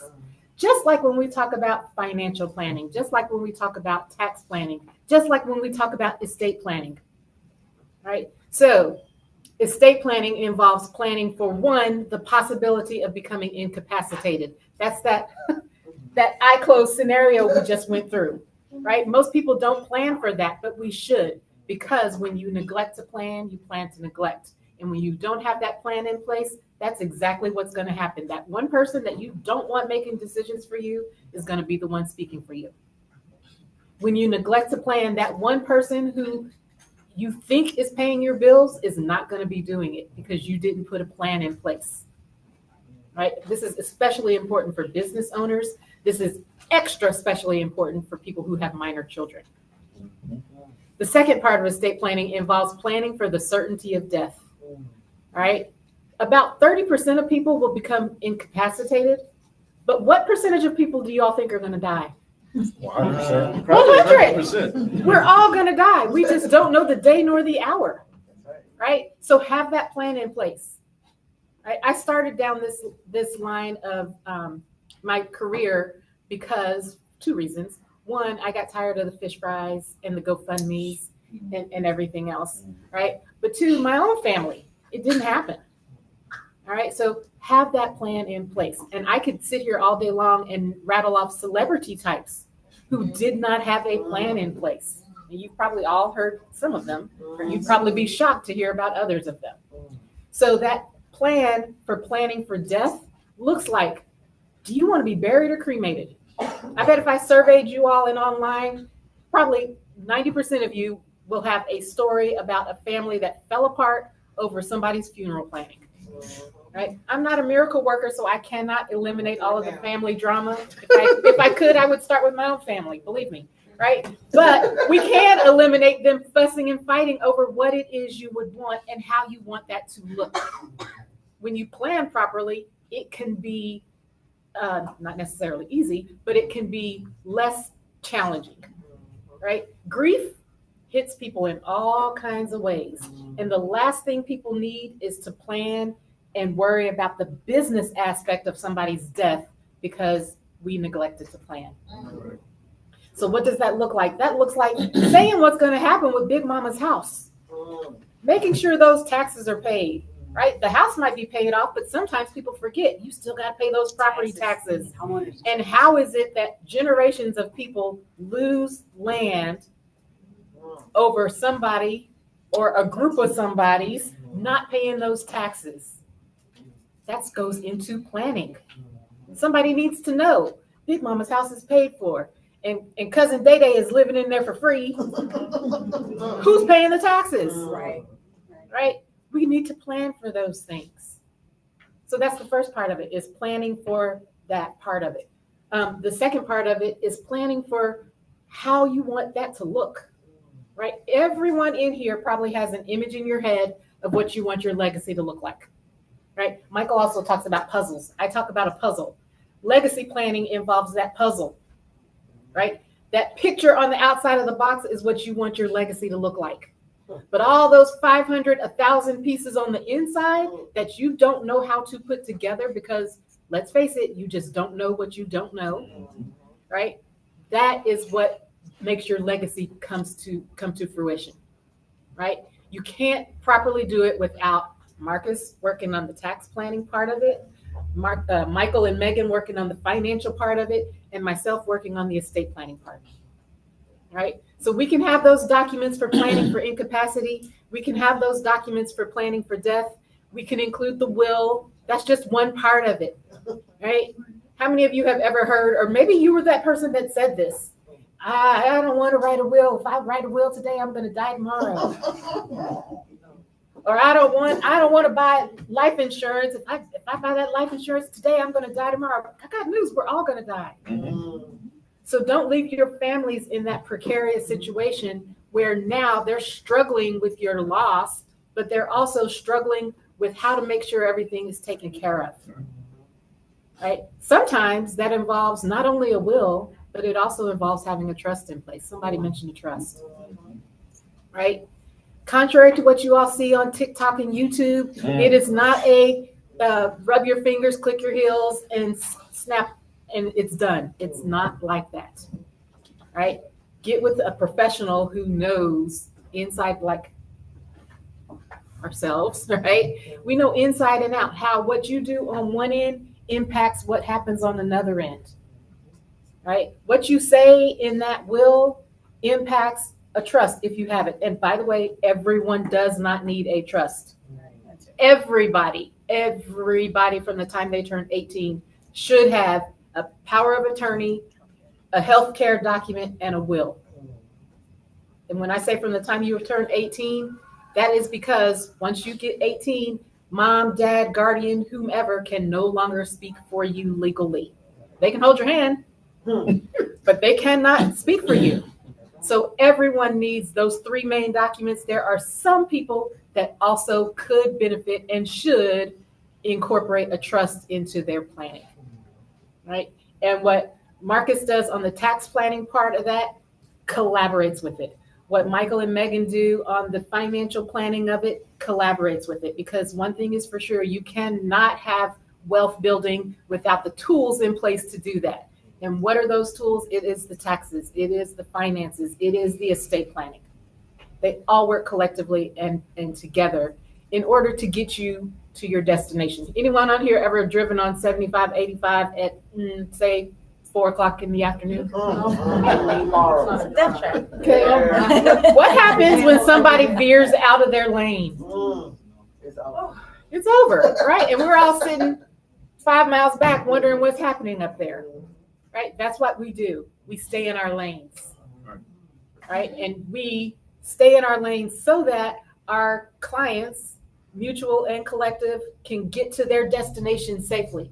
What is the destination? It's that wealth building as a family.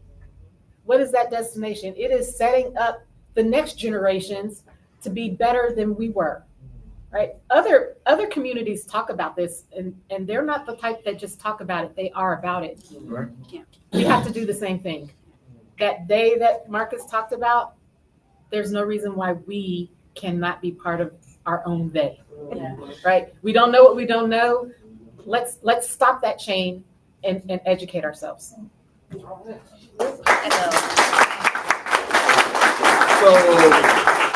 how many of us have heard or know of someone that they retired and something happened and they have a huge tax bill that they didn't see coming, or something of that nature? And they might not even be retired, but something happens, they got a huge tax bill they didn't see coming. We either know someone, have someone in our family that this has happened to, right? So when people say that, oh, well, I can't afford a CPA because they cost too much and they're just to file a tax return, that's not why you're paying me to talk to you about your income taxes. Yes, I filed income taxes. Yes, I do file a tax return for you. Yes, but that conversation that we will have, or the things that I will see in that income tax return when I'm filing that income tax return, will spark other conversations and other questions that I'm going to ask you about. So when a person says, "Oh, I can just do it myself. My taxes aren't that complicated," that's true, but that's today.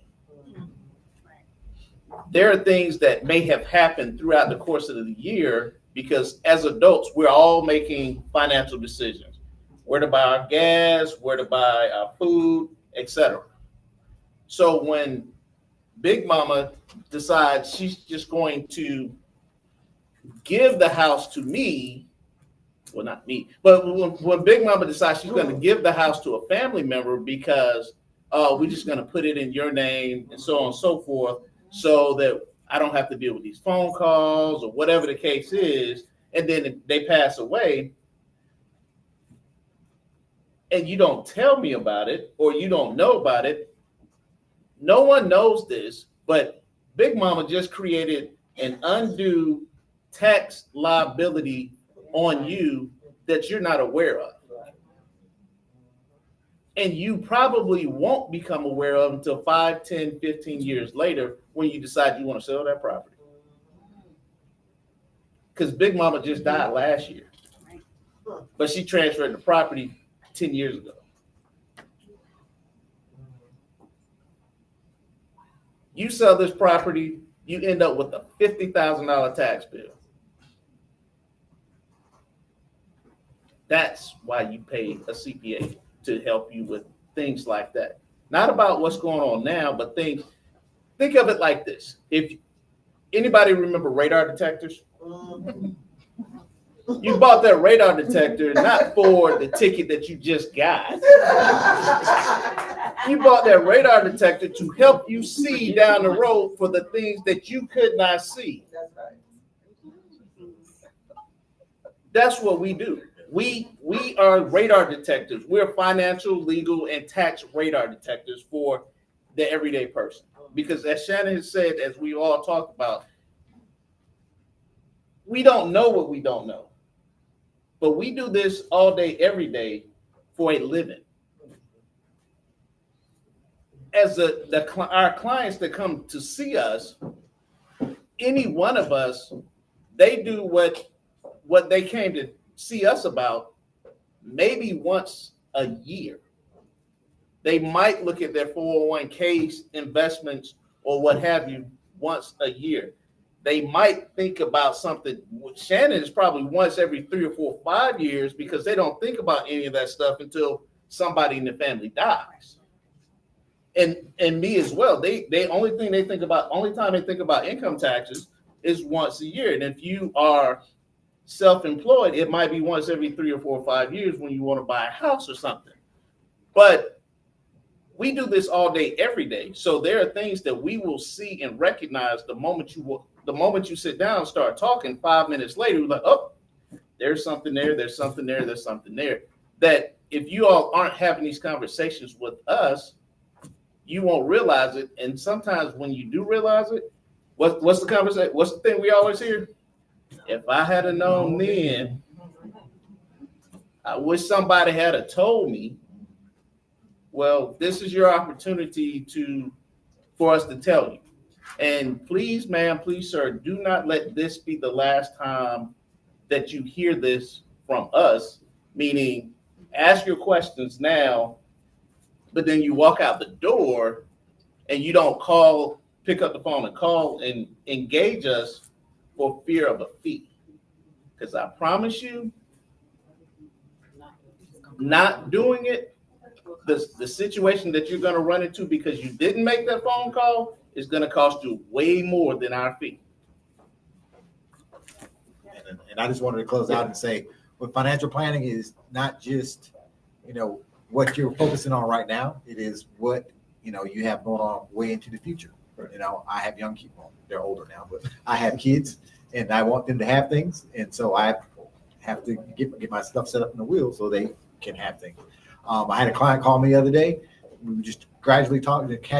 He's like, yeah, now I need to buy my kid a car, but these interest rates are crazy right now. I was like, oh, just take the money out of your life insurance policy. He's like, I can do that? I was like, yes.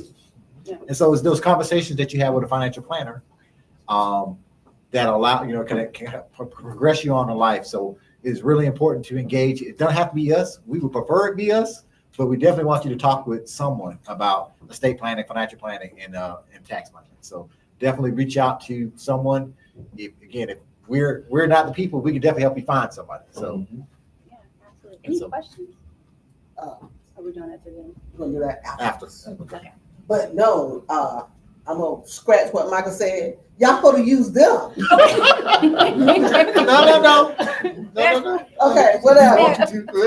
I brought you here for that to use. Yes. Okay. Yes. Okay. Yes. Y'all get that. Let me scratch that. Y'all get that. Put that in the bag. Yeah. Use Michael. Move in the bag. We got a sign sheet. Shannon, it's important that we, this is a family. Yeah. We should do the ones that you can trust, and you guys are trustworthy. So I'm grateful for each one of you.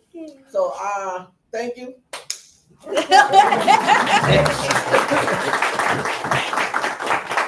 know I love y'all. Yeah. The next one is going to be our entrepreneurs. And everybody here today is an entrepreneur, y'all. Don't get it twisted. You good. You try to be like me. You like me. I like me. You like that.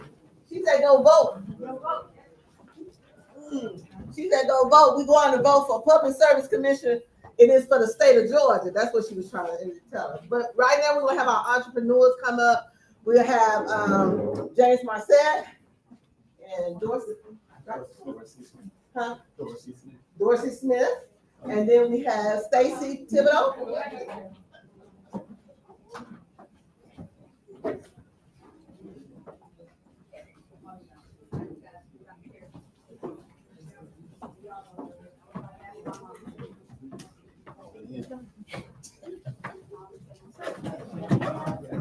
Are y'all enjoying it?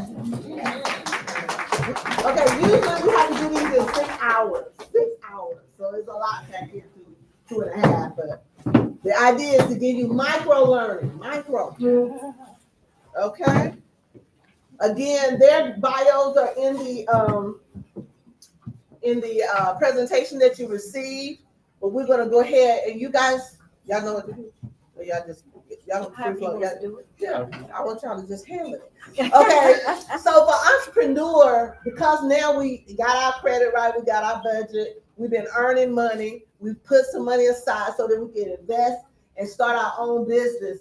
We're gonna have a conversation about starting your business, retaining and sustaining your business, and also other opportunities even when you have a business, right? And so that's the investing side that I was talking about. So you guys can go ahead and just talk about that and then this is from, I don't got no money, but this is what I need to do, okay? All right, that's good? All right, go ahead. I'm gonna give you something to drink. Get some more. I'll go ahead and start. So good morning, everybody. My name is Stacy Thibodeau, and of course, you know, with Teresa, you never quite know what angle she wants you to come at. So I'm gonna do my best to kind of fill those blanks in. I am the CEO and broker of Concur Property Group. It's based right here in DeKalb County, in Stonecrest, actually. And I've got a 20-year corporate background in human resources, organizational planning and development, and change management. And I have really kind of take those skill sets now and use them in my real estate business. I just want to say it's an honor to be here. Thank you so much, Teresa, for having me here. So some years ago, I, in my corporate life, worked so far out of my community. I was driving, I think my last corporate job, I was driving 2.5 hours in the morning to get to work and 3 hours to get home. And I began to get involved in my community, and I began to learn about how we can come together and we can build and we can create things in our own community so that perhaps we can have what we want here instead of leaving so far to be able to go to work. I had a car accident, was taken out of the corporate world, and here I am doing so much in the community and learning about how we can build in our own community. I already had my real estate license, so I just dusted that real estate license off and started to work in my community to make money here. One of the things I want to talk about is that the economic empowerment, the economic power of home ownership, it remains one of the most powerful ways that we can leverage our economics here is by home ownership. Women, especially right now, women buy more homes than men. Women help to build a community more than men. We need to change that. But one of the reasons why we also want to make sure that we do focus on what is that when women are educated, when women learn, we educate the community. When we get, we give in the community. And so women have a tendency, when we set down roots in the community, we begin to connect and collaborate. And so we have a lot of that, especially in our community where women do that. And it's such an important thing. I wound up becoming more of a community development advocate through my work with real estate, because it is so important to me to see us build, do, and have where we are. In our county, DeKalb especially, is so important for us. A lot of times we don't even realize what's going on in DeKalb that is here. We oftentimes, we watch the news, we hear the bad news, and we think, we don't think as well of DeKalb County, especially South DeKalb, as we do other areas. We have to change that. You got to stop listening so much to negativity and start looking at what is. I'll give you an example about our area. Most of us are aware, right there on I-20 and 285, we're getting a spaghetti junction. They're not building roads to nowhere. That's federal money that was used to build a highway. That lets you know that somewhere there is money and there's development that is coming out here in this area. So let's capitalize on those things and, pay attention to how we can build our area. There are lots of data that shows that DeKalb County really does have everything that we need to continue to build our area. One of the things about home ownership also that we want to think about is in our area, we have 50% people in our area, renters, and a little bit more than 50% that are actually homeowners. So it's about educating people and educating ourselves and learning that home ownership, it is the biggest tool to wealth. You got to pay to live somewhere. If you're paying rent, you can pay a mortgage. I heard Andrew Young say one time that at some point you got to realize you can't outwork your money. Building wealth is what we do when in our sleep. And earning income is what we do when we're awake. So you got to have a place to live. So if you get you a place to live, you own a home, that money that you're paying every month for your mortgage is making money for you. That's creating wealth for you. So that in a few years, you do have that equity that we've already talked about. So I'll say a little bit about the entrepreneurship side as well about real estate. So with real estate, it is one of those fields where you actually can start with little overhead. You can start that with a little bit of overhead, although you want to be able to have an investment in your business, but you can start if you got the hustle. You can just get started. If you want to become a real estate agent, you need about 75 hours of pre-sales person's license to get started with that. And then you're responsible for getting 36 hours of CE credits to be able to maintain that license. And then if you decide that you want to become a broker, you have to do 60 more hours to be able to get that broker's license, and you have to maintain that through licensing and through CE credits every year. Something else I want to say and it left my mind, but those are the ways that you can actually get started in business and maintain your business. And you have to get a lot of education in real estate. You have to continually keep that up in order to be in this business and maintain the business. So,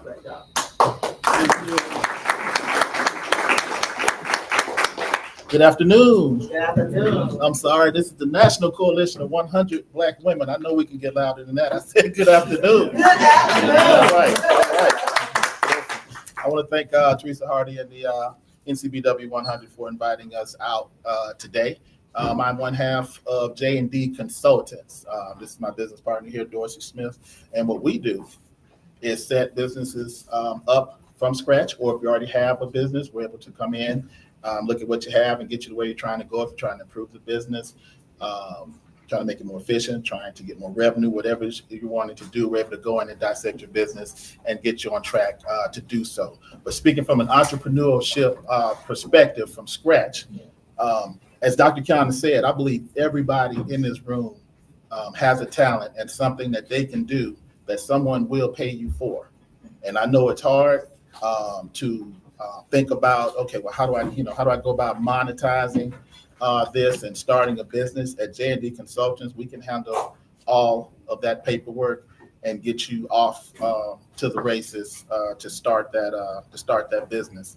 But what I want to be clear with, what I'm about to tell you first, it's going to help you understand better what I'll wrap it up with. Lastly, when you in new business, according to the Department of Labor and Statistics and the Small Business Administration, 20% of businesses will fail within the first year.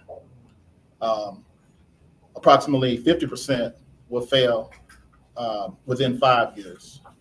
And sadly, 65% of businesses will fail inside of 10 years. Only 25%, so that's 1 in 4, will actually get to year 15 and beyond. What do all of those businesses have in common? Cash flow, right? Access to capital. Either the business didn't generate enough money as fast as they thought they would. Maybe they came in underfunded. Maybe they didn't realize, okay, I needed more money to do what I'm trying to do. Or not having access to capital, not being able to sustain or grow the business that actually came out the gate pretty strong. And I know you're thinking, well, James, why are you telling us that? That's not, very positive. That's not, making me want to go out there and start my business. But the reason why I'm telling you this, not to discourage you, it's actually to encourage you. Because armed with this knowledge, you can do what? Think about the power of the purse. Think about the acronym. You can cheat. It's on your bag. The very first letter of the acronym is planning, right? Plan, utilize, restore, save, empower. I'm going to focus on planning. The financial planners that were just here ahead of us hit on a very strong point. It is, you have to plan. How's the saying go? If you fail to plan, you're doing what? You can plan on failing if you don't take the time and put the energy and the effort on the front end. And if you know that businesses fail most of the time because they run out of money, then just attack that on the front end, right? Your business is going to be built on your personal credit. That's where it all begins. And I know that C word is, it's scary, but understand your credit score and your financial situation, wherever you are right now, it's just a snapshot in time. It's just where you are right now. That score can always be approved upon. And all it is an algorithm. That's why you can get approved in seconds, right? Because it's a computer that's going to look at everything and immediately approve you or deny you. When you understand the algorithm, you understand what that computer is looking for, you know what areas of your credit that you need to focus on in order to increase your credit score. Because that is how, when you do open that business and you start that LLC, that is how you're going to get the access to the money that you're going to need for the business. And what's great about business credit is you get more of it. So if you have good credit already, and you think about the credit lines and the credit limits that you have on the business side, it is way more than that, because it takes more money to run a business. And banks know that, lenders know that. So you're going to have more access to those funds. But you got to make sure that your personal credit is in order first. And that is something that we can also help you with. And we encourage everyone to definitely go out there and start a business, because in this world, you got to have more than one revenue source coming in.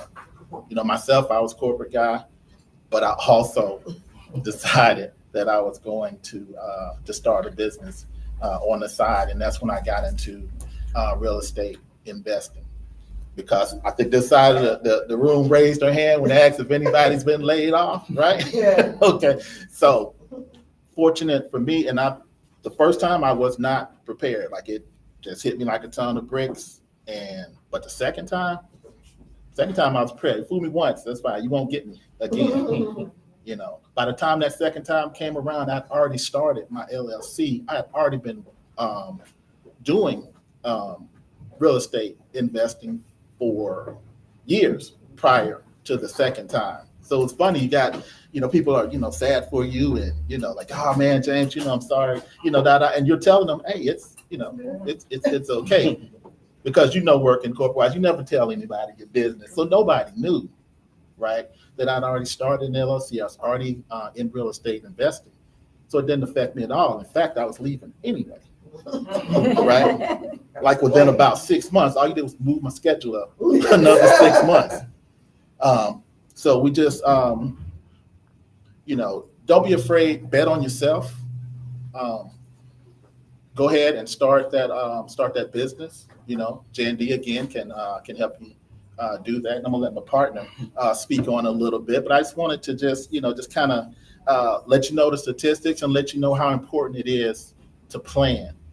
And go ahead and make sure that your personal credit and your personal finance and stuff is in order and straight before you lead into wanting to open a business. Because if you do that, your success is vastly improved once you can address the number one reason why they don't.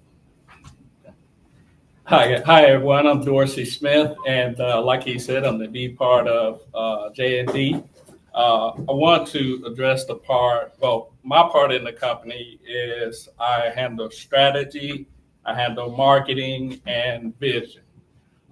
That's some of God-given talent. So it is awesome to be able to tap into your talent that God has given you and flaunt it and go out and expect growth and expect somebody to pay for it and solving problems and helping people. It truly is entrepreneurship is service when done right. Yeah. So let me get into one other thing. When people want to become entrepreneurs, I love it. But we have to understand there's a difference, right? There's the passion that you have for what you have, and then there's the business side. A lot of times when our clients come to us, they have the passion part down, and they have all the great stuff about it, but what they miss out on, you actually have the business side. So you have to handle the money side or pay somebody to handle the money side. But it has to be done, or you'll be a statistic and out of business. And we don't want that, right? Okay. So the first part of that is I handle strategy. And the first part of strategy is the marketing side. So the marketing side of a business is your open and close sign. It's just that simple. If nobody knows who you are, how to get to you, or how to get to your product or your services, you won't generate income. And that's what we're here. We're here to enjoy and be a positive ad, but we're also here to make money. Okay. The other side is relationships. I think you talked about relationships. Relationships are so important, personal and business. The business relationships, sometimes they go to the person, and sometimes the personal side go to the business side. But you never know who you're going to need, because it turns around a lot of times. Sometimes I've been out on a personal meeting or whatever, and next thing you know, I hear something and somebody says, "Hey, don't you do such and such?" I sure do. I'm a real estate broker. And they both interact. But at the end of the day, relationships are very, very important. And also your financial relationships, who you bank with. I have 3 financial relationships. I got American Express, Navy Federal, and also sometimes every now and then I got a personal bank. So, hey, those and make sure when you do have your personal relationships, understand who you can hitch your wagon to, right? Because it's not always, you need to make sure you have the right horse to hitch your wagon to, okay? All right? And then vision. I handle the vision part of with our clients. So when our clients come to us, they say, "So what's your vision?" Okay? And they may say such and such. Okay, well, where is it written down? You got to see it, right? We got to draw a map to it, right? So it's great to have vision. It is absolutely awesome to have vision, but you got to have a way to get there. And so that is the part that I handle with J&D. And as you can tell, we are so passionate about helping our small business and entrepreneurs. And in every aspect, he and I can help you get to where you need to be, whether it's personal credit, where it's business credit, which he handled that as the process side of it. And of course, I handle the strategy and some of the bigger things. And so we come together. We've been best friends for 45 years. So when we're on these calls together with clients, you get the best of both of us. We pretty much know what the other person is saying or going to think. So even if you're on the phone with one of us and I automatically know if I hear something, Jay needs to handle this. And I'm sure it's the same with him. But, he's on the phone with one of our clients and they go, "Hey, I need such and such." Oh, I already know who can handle my client can, my partner can handle that. So we just thank you for having us here and being able to talk. And we're passionate about what we do. And quick consultation, tell us what you want to do and let us build a plan to get there. All right, cool. That was good. Will all the panelists come back so that the audience can ask any questions? And one of the coalition sisters, can you give me the awards, the certificates? Yeah. You bring them up here and I give them out too. Wasn't this a great thing? Yeah. Did y'all enjoy it? Okay. What were we missing? What was missing? Anything that was missing that you thought about? I thought about something. When I told everyone about my service, I forgot to tell you all that it is absolutely free.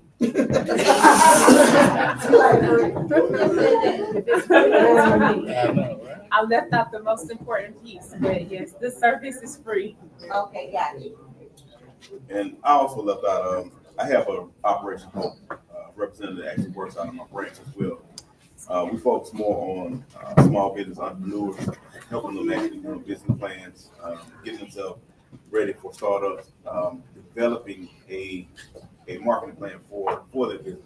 That's part of partnership we have with Operation Home. We offer free as well. And he's in my branch location on Mondays and Thursdays from 9 to 4 p.m.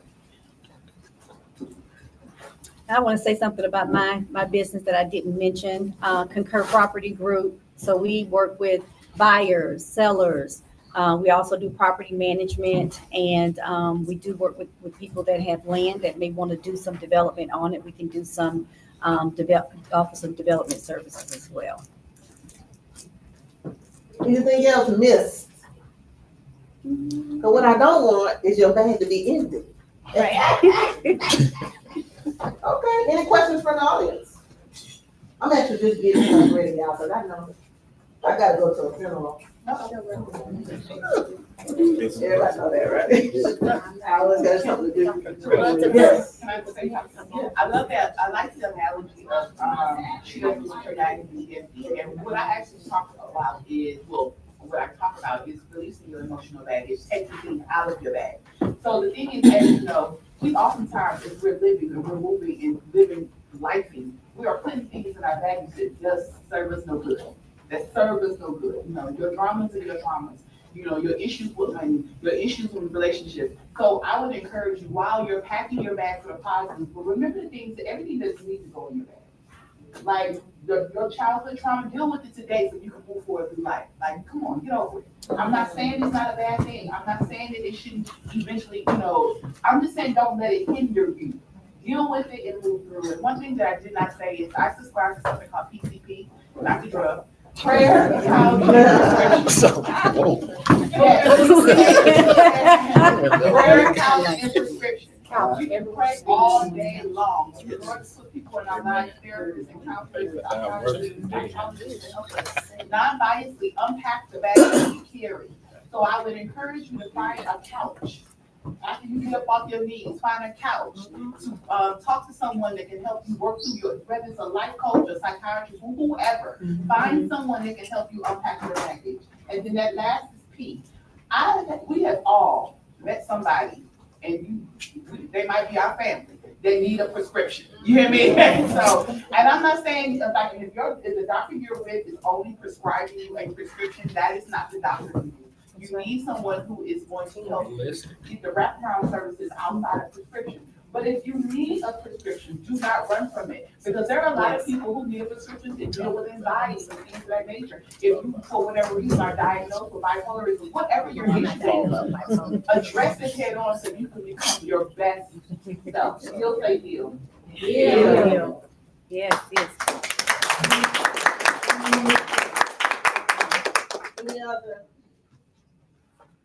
Yeah, if you guys are interested in having a conversation with my squad, trifecta, then have my laptop here. I'm taking down names so we can reach out to. We can just have a quick Zoom meeting, find out what's going on, answer your questions to see how they apply to your particular situation. Everyone's situation is a little different, and they have different considerations to take into account, different black taxes to take into account as well. I know that's been a while for maybe some of y'all have heard that, but we all have them. But yeah, let's sit down and just have an honest conversation about it and see what we can do to help you or point you in the right direction if it's not us. I want to add to that slightly.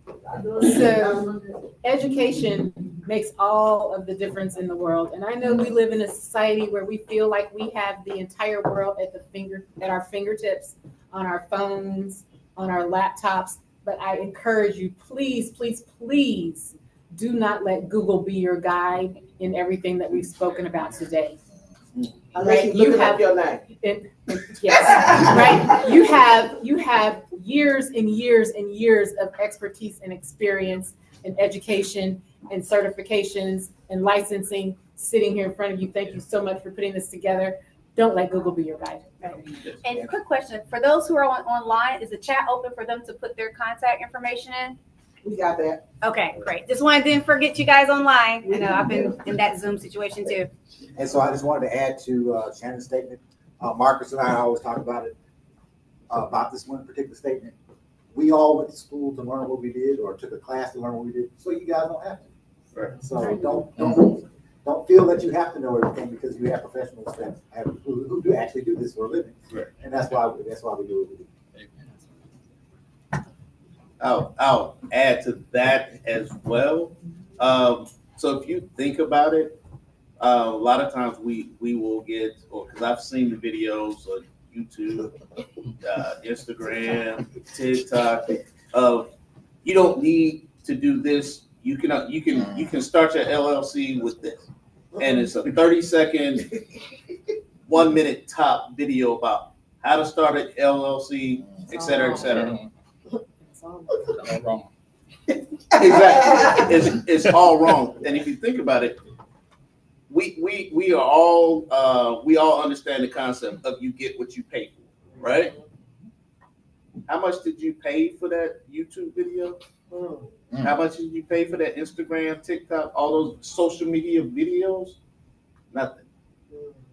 And if it were just that simple, there would be no reason to have an attorney who spent a gazillion years in school and $90,000+ to get a degree to do the same thing for you if it was just that simple. Or an accountant who went to school for 5, 6, 7 years, has degrees and everything else, taking tests, the whole nine, to give you the same information.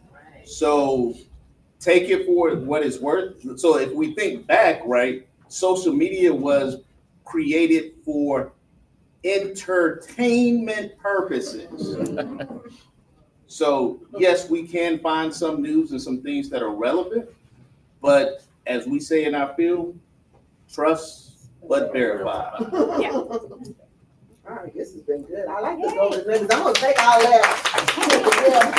I'm gonna put the TikTok. Put that on TikTok. Okay. Is there any questions from the audience? Anything? Yes. Yeah, I just wanted to make a comment. First of all, I want to thank everybody on the panel. I thank you so much for all the information that you provided.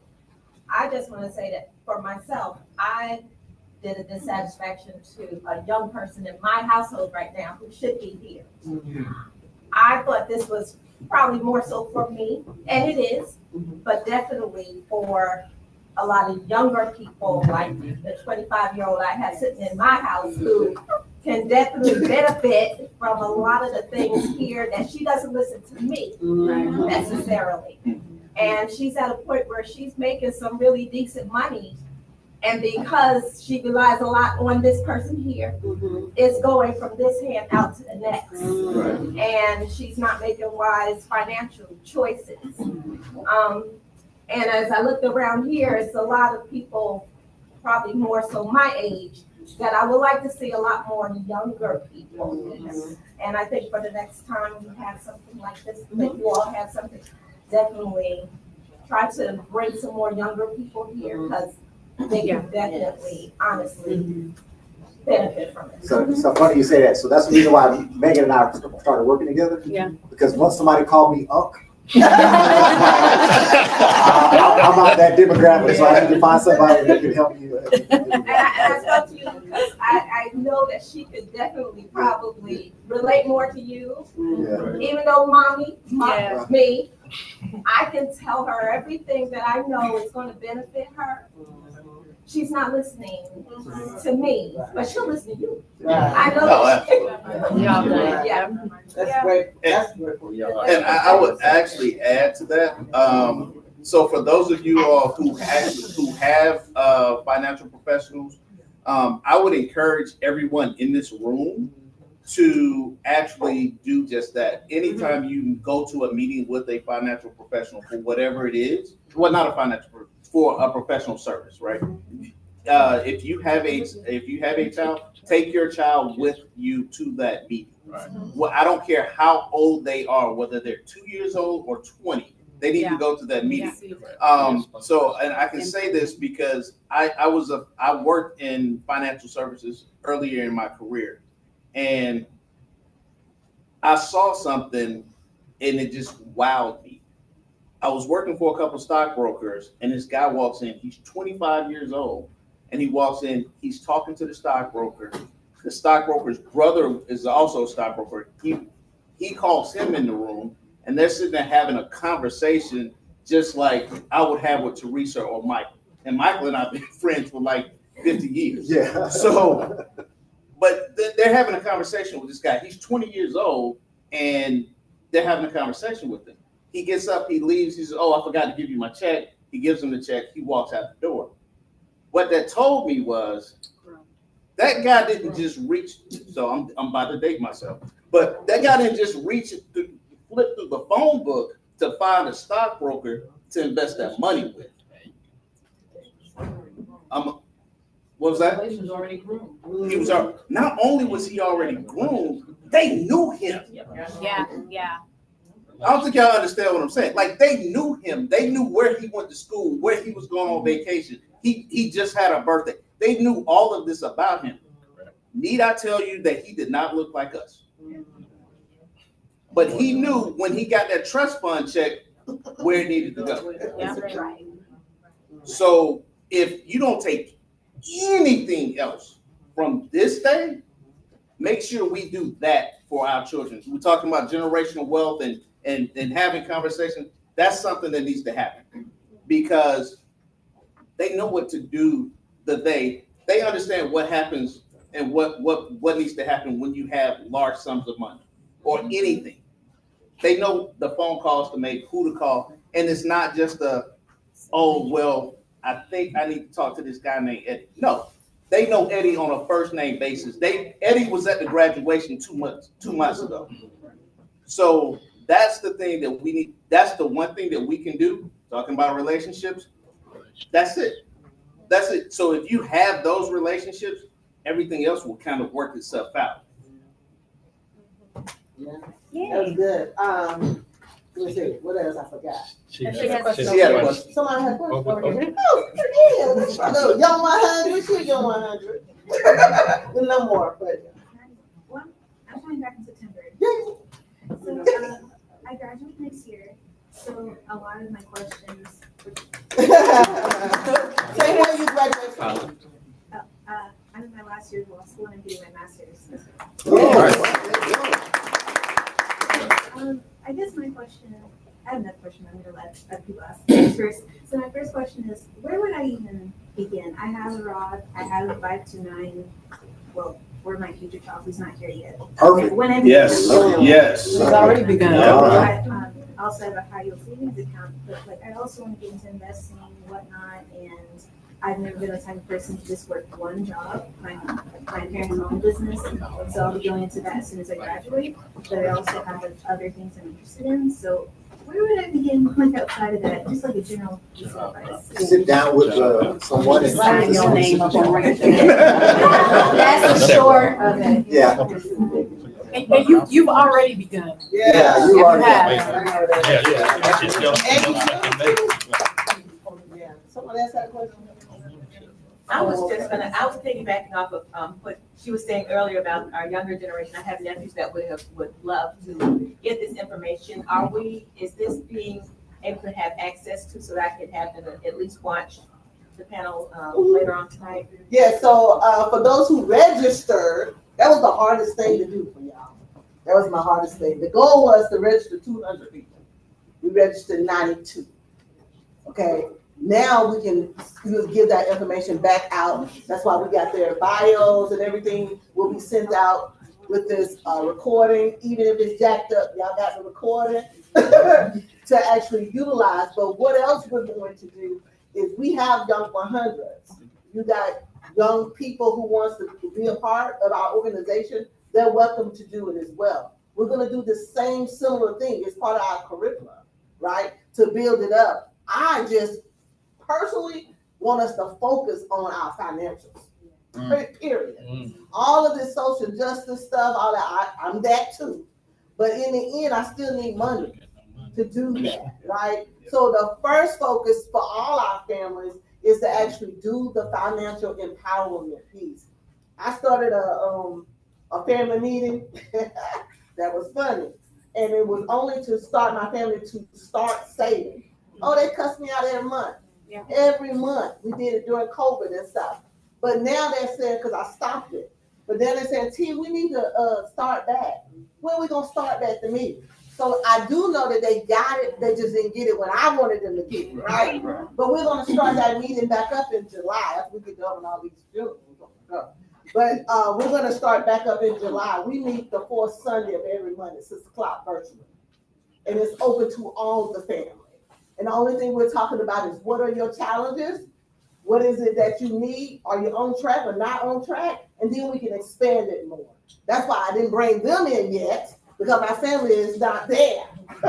I just want them to get in the mindset of this is something that we need to do as a family, right? And it actually starts at home. Everything starts at home. But I also wanted us to start doing these type of things because in our community, it's going down with something as simple as not having a personal banker, not wanting to do business with CTB because they know you need to do business with Citizen Trust Bank, not having planning with our financial advisor, estate planning. Oh my God, Shannon, I just be like, oh my God, we just don't even get that. We don't think we have anything of value. Your knowledge is of value. Your education is of value. Your children are of value. So those are things that we wanted to make sure and then let you know that you can start a business. Black folk don't think we can start one. But once all I want y'all to do is start one, because I got something in plan.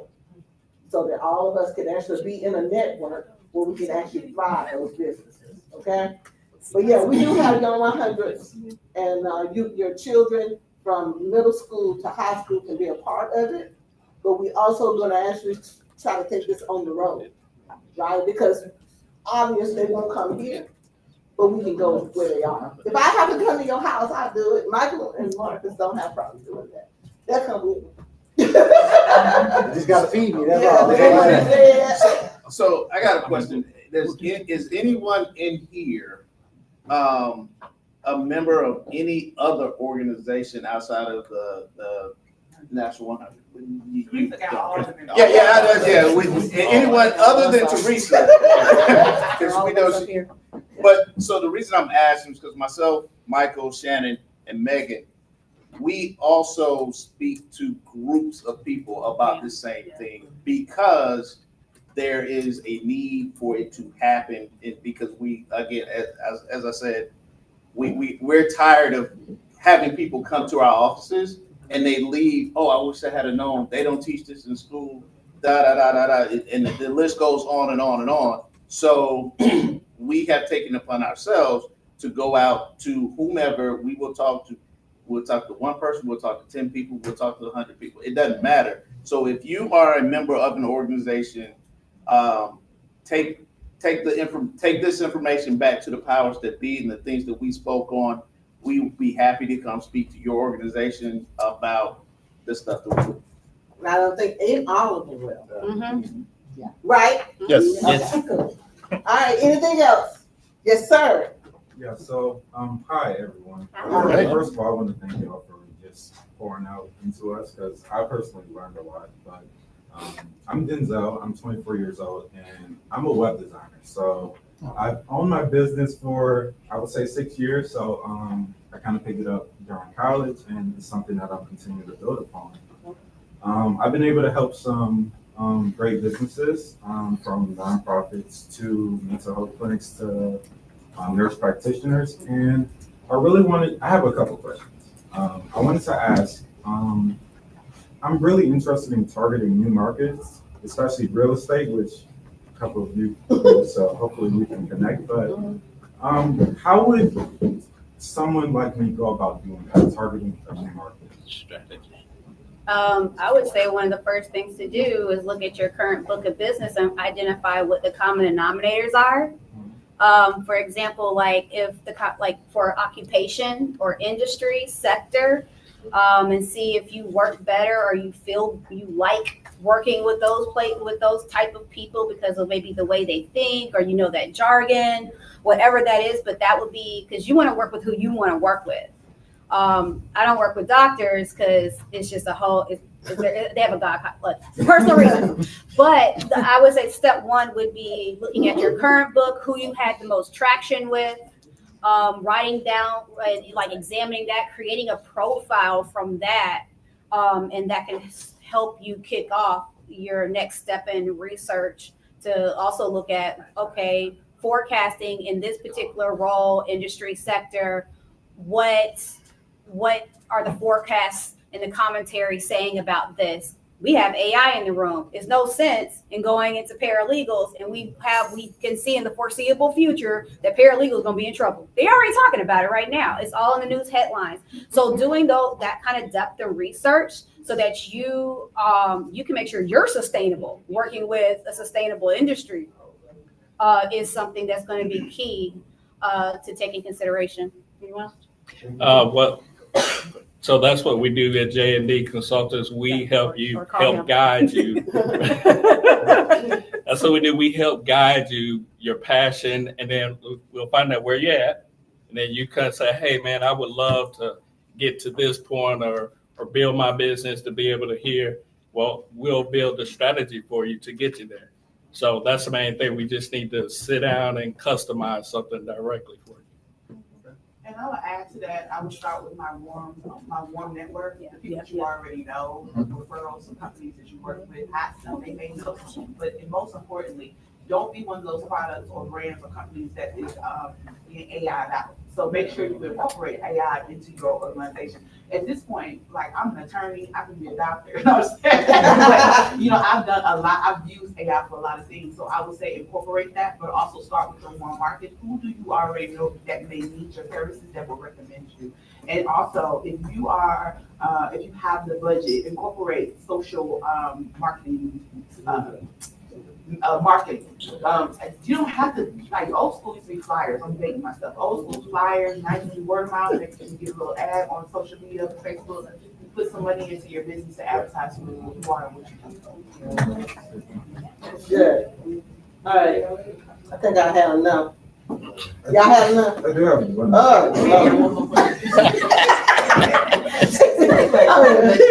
Y'all have a question too? Y'all good. Come on.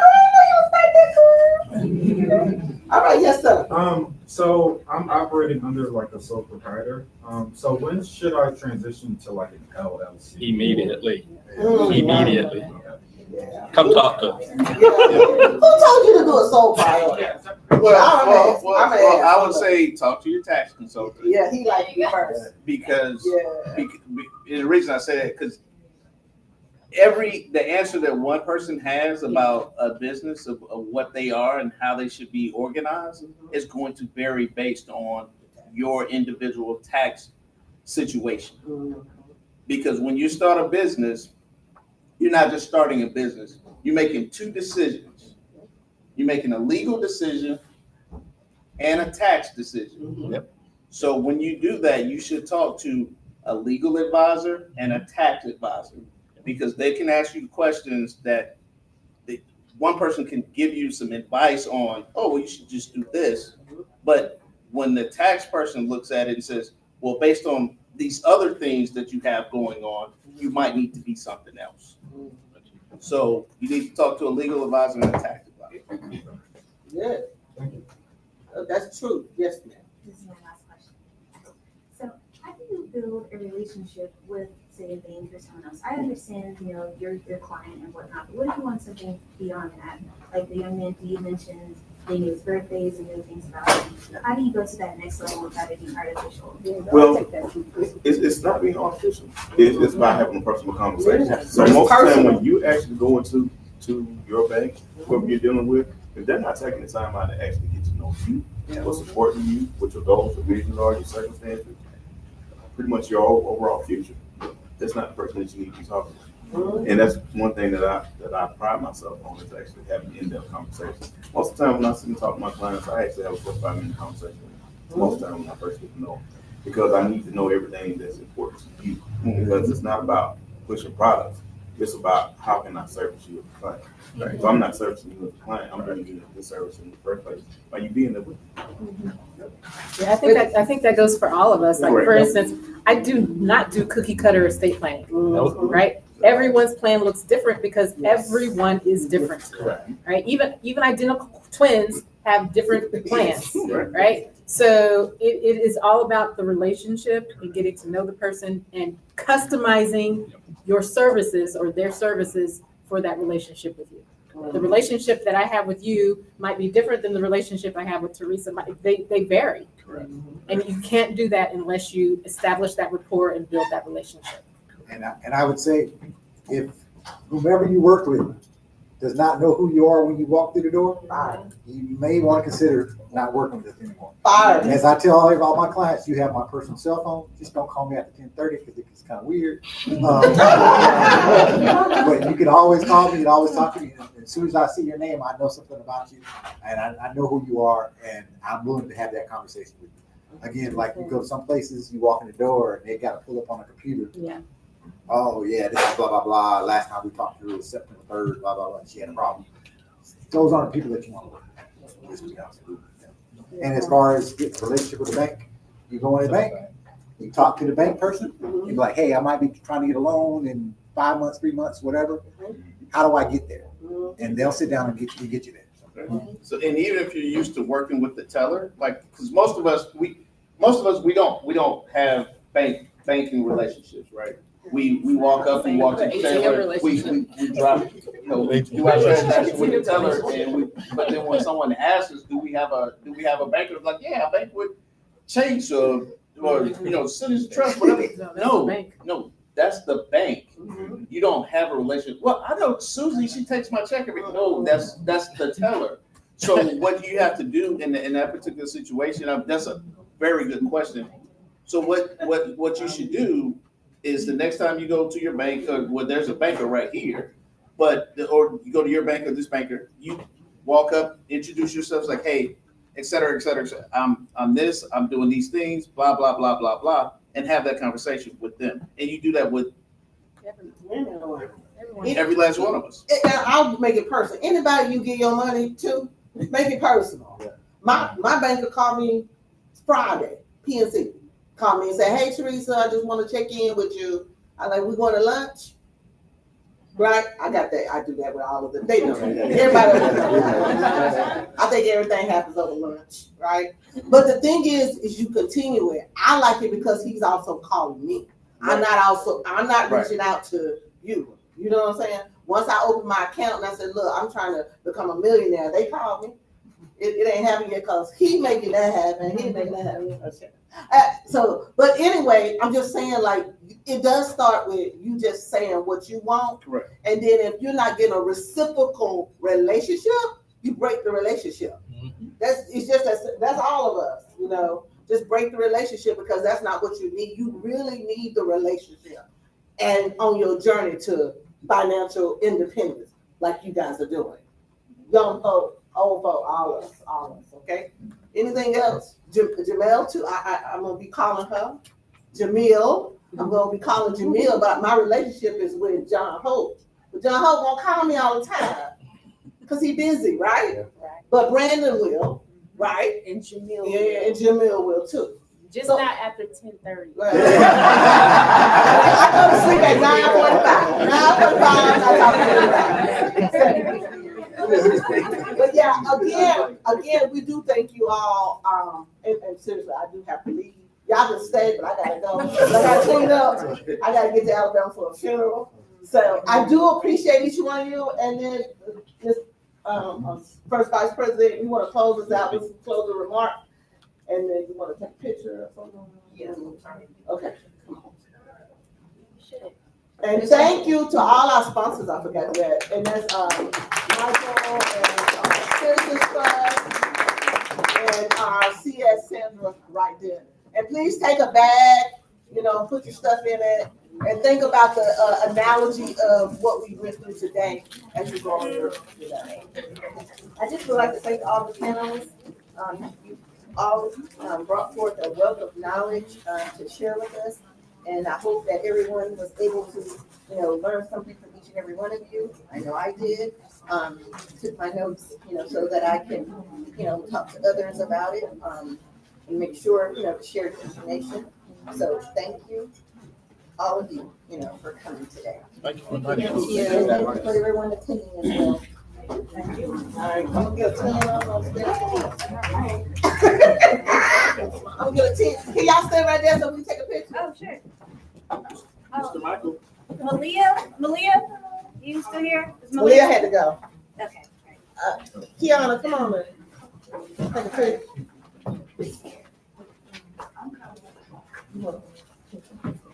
If you want to sign up and put this right here while we take our picture. Okay, and also I want to make sure, well, people are leaving, but I want to make sure you guys know that I coach women 18 to 80 on releasing emotional baggage through laughter, and also in corporations, I speak on laugh therapy. So when I show up in a corporate environment, it's a workshop, it's a whole thing, but it's actually where laughter meets healing. And I oftentimes show up with a mental health professional. So we can, if it's something you think your company will use, we stand behind the table. Can y'all get us? Got it. We got it. Everybody? Everybody. Wait, do we? Not everybody, not you. Maybe we need to double up. Yeah. First vice president. How about we have the ladies I sit got her. down and then we stand behind them? Yep. Close that computer. Is that, you like that solution, Ross? Oh, but she didn't say it.